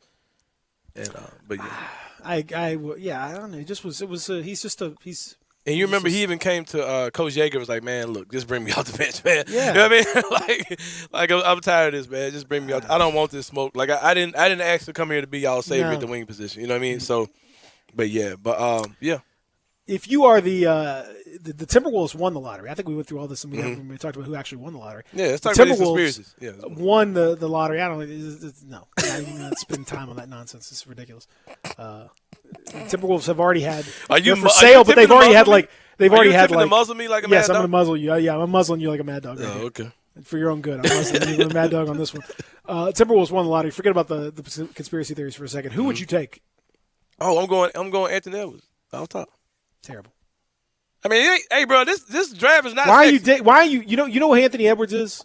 Andrew Wiggins Part 2. And he's a mix of Wiggins and Deion Waiters at the same time. That's exactly what he is. is. You're going to doom the Timberwolves to take Andrew Wiggins and have deal with Andrew Wiggins again. Right, but they just got rid of the guy. They just got rid of the guy. Right, but if the Grizzlies had that pick, he'd be Dwayne Wade in my eyes.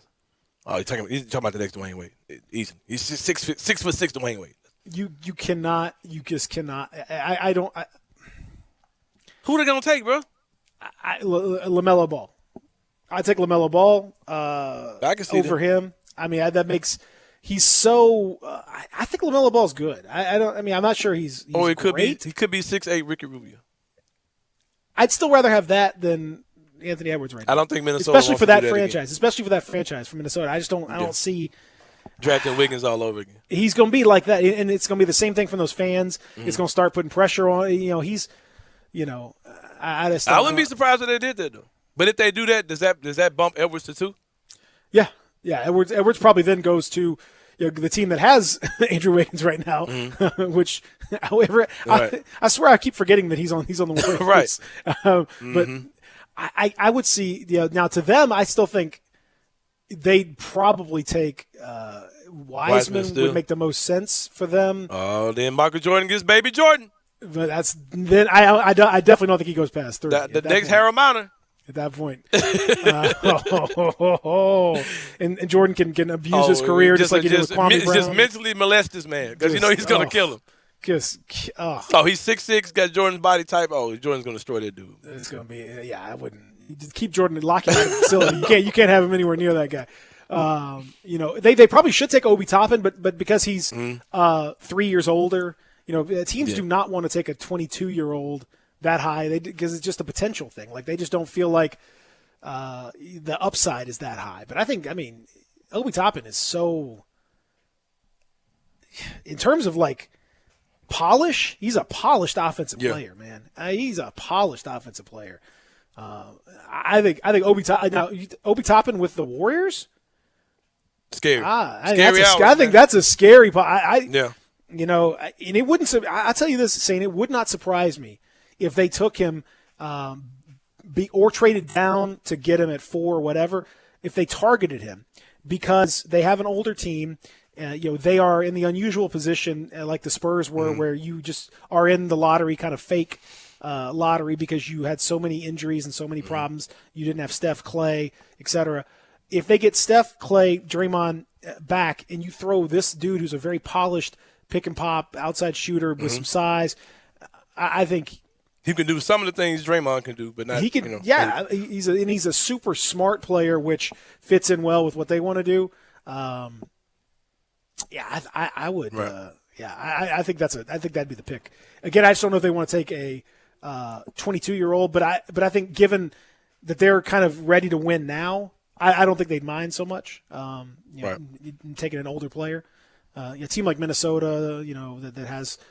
Is still continuing to rebuild, Charlotte, et cetera. Like they probably want more of a prospect type with a higher ceiling, but I think the Warriors would be smart to look at Toppin. Yeah, I have a joke in my head that I just can't shake. It got to come out, bro. I was trying to hold it. That segment is gone now, but I want to go back to it just because I think it's funny. So let me just crowdsource this because it might not be funny at all.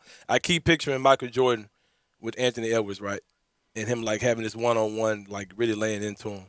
And telling Anthony Edwards, look into these yellow ass, Johnny's ass, boy. Look into these yellow eyes.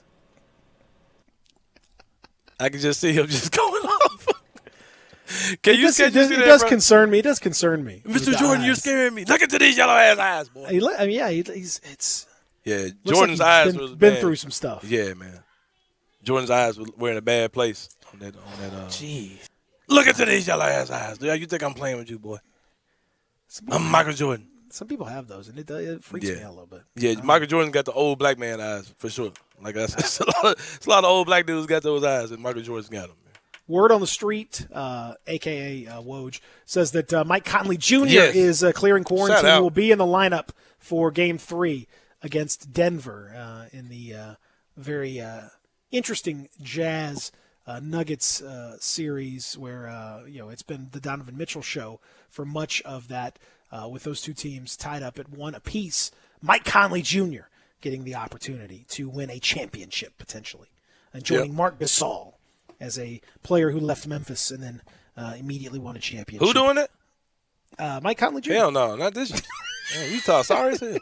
I mean, they ain't sorry. I just want to see if you were. I want to see if you were paying attention. Yeah, that was my test to see if you're paying attention. I was paying attention when you said that. Like, nah, bro, you snouting on them. No. Hey, you remember when Mike came out somehow? Like, people were like trying to defend Mike, and he was saying, going to a team with better teammates. You remember he said that? Yeah, he said that to me. And yeah, he said it to you, didn't he? Yeah, that was my interview. Yeah. How did you take that? About what he was saying? I mean, he was asking for a trade without specifically asking for a trade. He didn't. He's not going to come out and say trade me, but he's basically going to say no. This is once he already was playing for Utah. Yeah. No, he. I mean, I didn't. I took it as Mike being. I didn't take it in any kind of negative way. So you don't think he was saying that his teammates with Utah are better than his teammates in Memphis? I didn't really take it that way. Okay. I think he was just trying to be because their roster's ass. I think he's trying to be somewhat diplomatic. Yeah. I think, in theory, Donovan Mitchell is the best player he ever played with. Yeah, probably so. In theory, Rudy Gobert is a spectacular defensive presence. In theory, Bogdanovich is a extremely good scorer, and obviously him being out is a big problem for them. So there's a lot of theory in that Utah roster. But in execution, they're one of those teams. Sometimes the whole of the parts is less than the sum. That's kind of what Utah is. Right. Some teams are better than the sum of their parts, and some teams are worse than the sum of their parts. Utah has been worse than the sum of their parts lately. For a while. But the fact that Conley comes back means less Moutier, which is that's good news for them because he is terrible, absolutely awful. Mildew, one of the worst players in the play. Yes. One of the worst players. Sour dish rag trash. Oh God! So just that alone is a big boost for the Jazz. Just him not playing. Let me throw this out there too, Peter. We talked about the Golden State Warriors and the dilemma they have with the number 2 pick. Which way should they go? What Minnesota does, how that might affect them. I think it would be a travesty if we didn't discuss the possibility of your Memphis Grizzlies being involved in this in the Golden State Warriors decision making. There was an article that came out. Let me see if I can pull it up. Came out a few months ago, and it was so problematic when I saw it. And as you know, you're a credentialed media member. I am as well. You're a lot more credentialed probably than me. I definitely came in through the back door, so to speak. But there's an article about this gentleman, and he talked about just basically just throwing stuff out, just spitballing ideas. A lot of times in media, there are things that are opinionated or just people having wild fantasies or something that get mistaken as news or NBA rumors. So this young man who writes for EssentiallySports.com. I've never heard that publication before I saw this article. What does that even mean?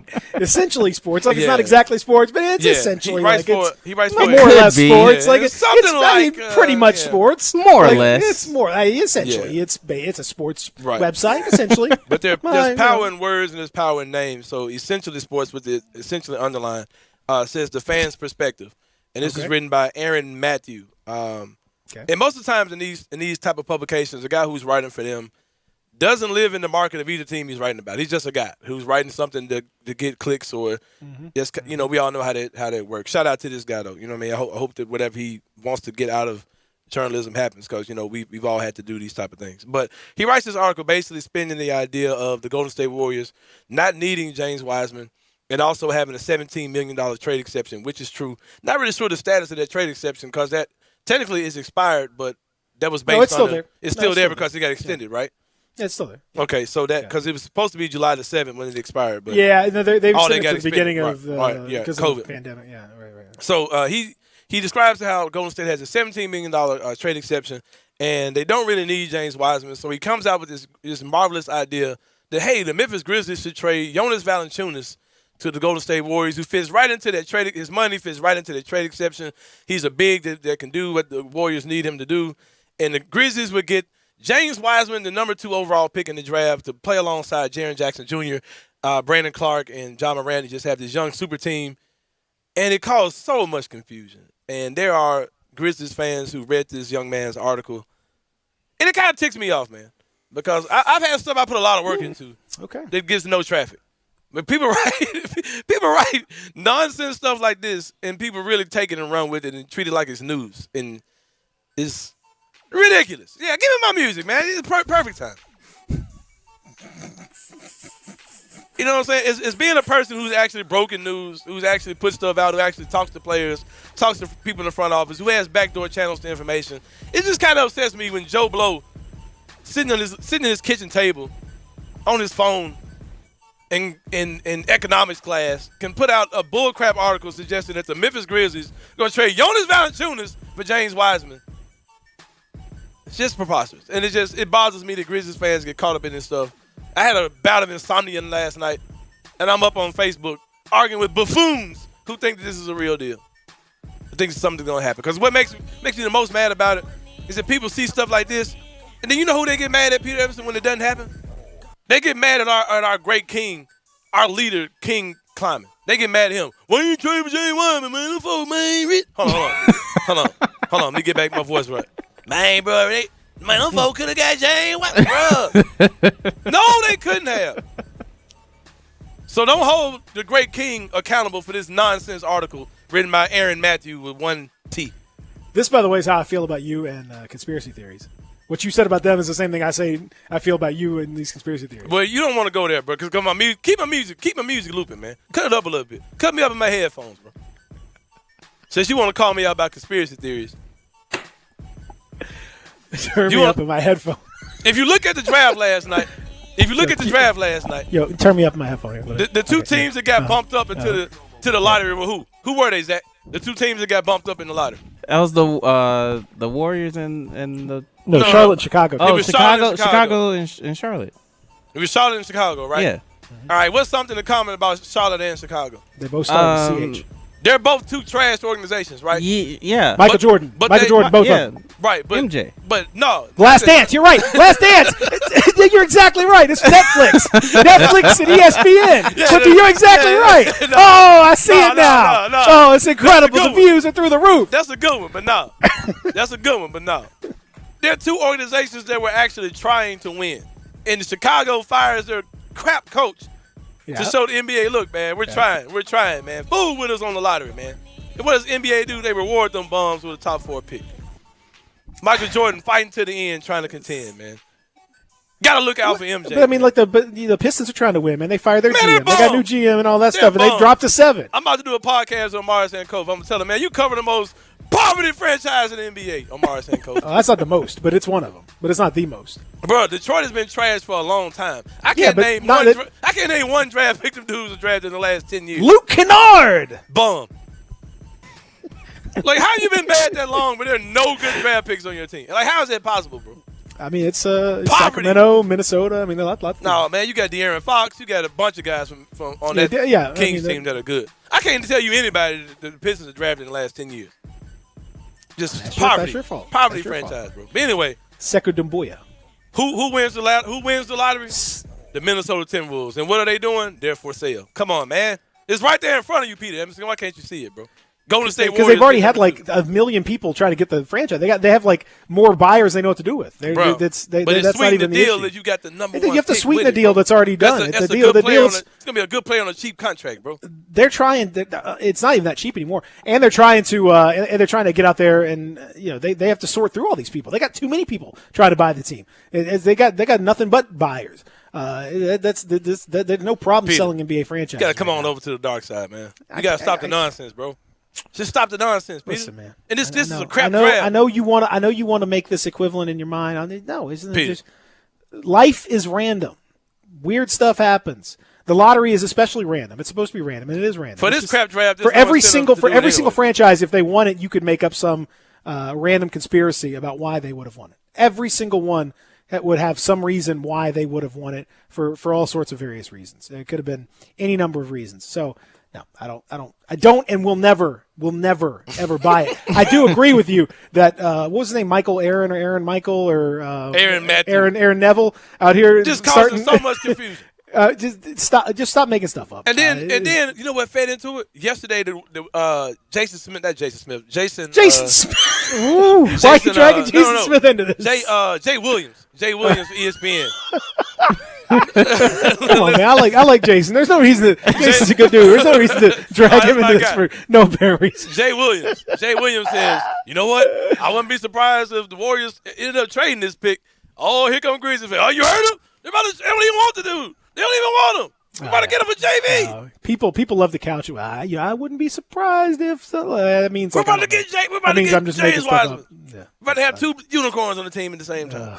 Oh boy.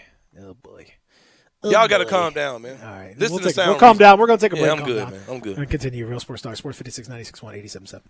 Listen online anywhere, anytime at sports56whbq.com. Are you a survivor of sexual abuse while in the Boy Scouts? You may be entitled to compensation, no matter how long ago the abuse happened, but your time to file a claim is limited. Call 800-615-8875. That's 800-615-8875 for more information. As a result of thousands of victims filing sexual abuse claims, the Boy Scouts have filed for bankruptcy protection, and the Bankruptcy Court has set November 16, 2020 as the deadline for abuse survivors to file a claim. As a result of this bankruptcy, a victims' compensation fund is being set up that may be worth over $1.5 billion. Childhood sexual abuse takes numerous forms, including forcible rape, exposing oneself to a child, or showing her or him pornographic images, or viewing or photographing a child in a sexual context. If you are a survivor of sexual abuse while in the Boy Scouts, you may be entitled to compensation. Call 800-615-8875. That's 800-615-8875 for more information. Your call is completely confidential. Sponsored by Sheldon Law Group.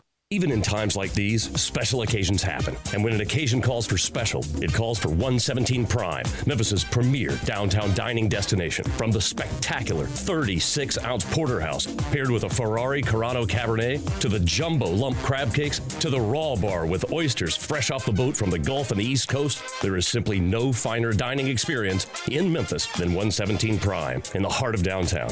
These are complicated times, but if you want simply the best, you want 117 Prime.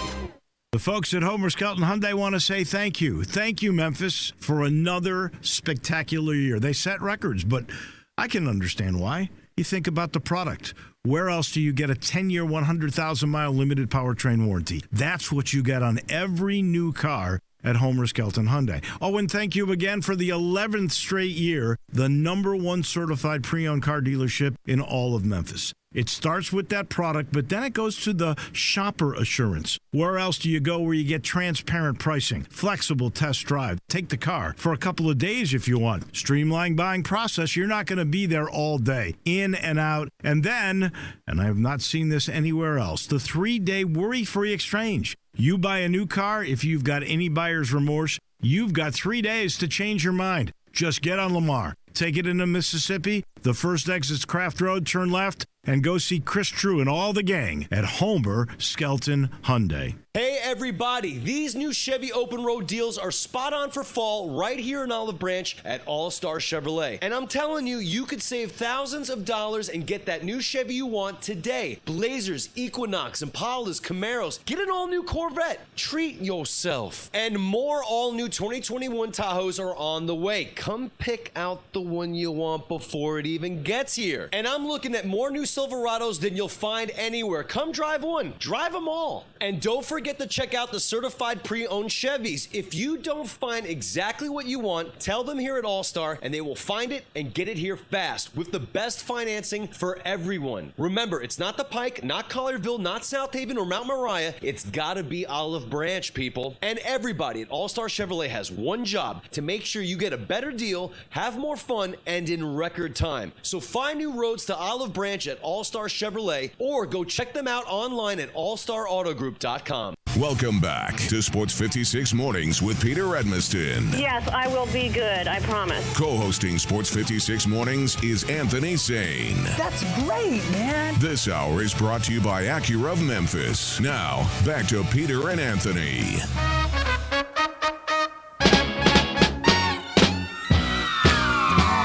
All right. Anthony's saying you got to stop leading people to the dark side. Man, you crazy. Stop it. I was All of our listeners out here, do not listen to Anthony saying when it comes to the conspiracy theories. Do not listen to him. He is trying to lead you astray. Man, y'all better listen to reality, bro. Ain't no chance. chance. The devil sometimes makes things sound so sweet. Now, in a poverty draft like this one, they ain't going to mess with it too much. But when there's big stakes on the line, there's going to be some strategy to them ping pong balls, G. You better understand that. This old poverty draft, they're like, hey, man, who want these? Hey, you want them? Whoever email me first, you can get James Wiseman. It's like this ball feels kind of weighted here, don't See, you? this is what I'm talking about. See, conspiracy theory, he's all in on, the Minnesota won because it's a conspiracy. Now he's like, it's not even that big. That's what I'm saying. It's one of them kind of So, yes, you just get to contort it however you want to. That's the beautiful thing about conspiracies. You just get to kind of, set the stakes however you want. Stop it. Bro, if you think that the NBA life is random had the two best players in one of the good draft last year go to the two smallest markets, you think they just happened randomly? You're on drugs, man. Like, come on, bro. I'm on caffeine. Does that count? It might. Because that's how I feel. It might count. I'm drinking some coffee. So, I mean, is that going to... But, bro, like I told you earlier, I won't be muzzled when it comes down to conspiracy talk, man. I got to set the captains free out here. I got to set the captains free out here, man. Opening the third eye. Yes, sir. To talk a little bit. Kyrie Irving joining us this morning. Is the Earth round? Oh yeah, it's very round. Okay. But you know what? I debate on whether or not it's a perfect sphere or it's maybe, not a perfect sphere. I don't think it's a marble. You know what I mean? No, it's not a perfect sphere. It's probably got some lumps in, some humps. No, it's not. It's squishy. It's like you pushed it slightly because of the gravitational pull. And exactly. Zach, what does the Bible say about the shape of the earth? What the Bible said about what? The shape of the earth. It's a circle? It doesn't say that. Is it? Does it say that in the Bible? I don't think it says that in the Bible. Zach, I think it says God created the heavens and the earth. Why doesn't the Bible talk about dinosaurs? No, I'm just joking. For all y'all who wonder, I am a devout Christian as well. I just don't go to church like you weirdos, but pray for me. Don't judge me. Pray that the Lord would nudge me. For those of you out there. And with that incredible ending, we say goodbye. Have a great weekend, you guys. There's nothing we can do to top that. Everybody, have a great, safe weekend. We'll talk to you on Monday. And we up out of here, man.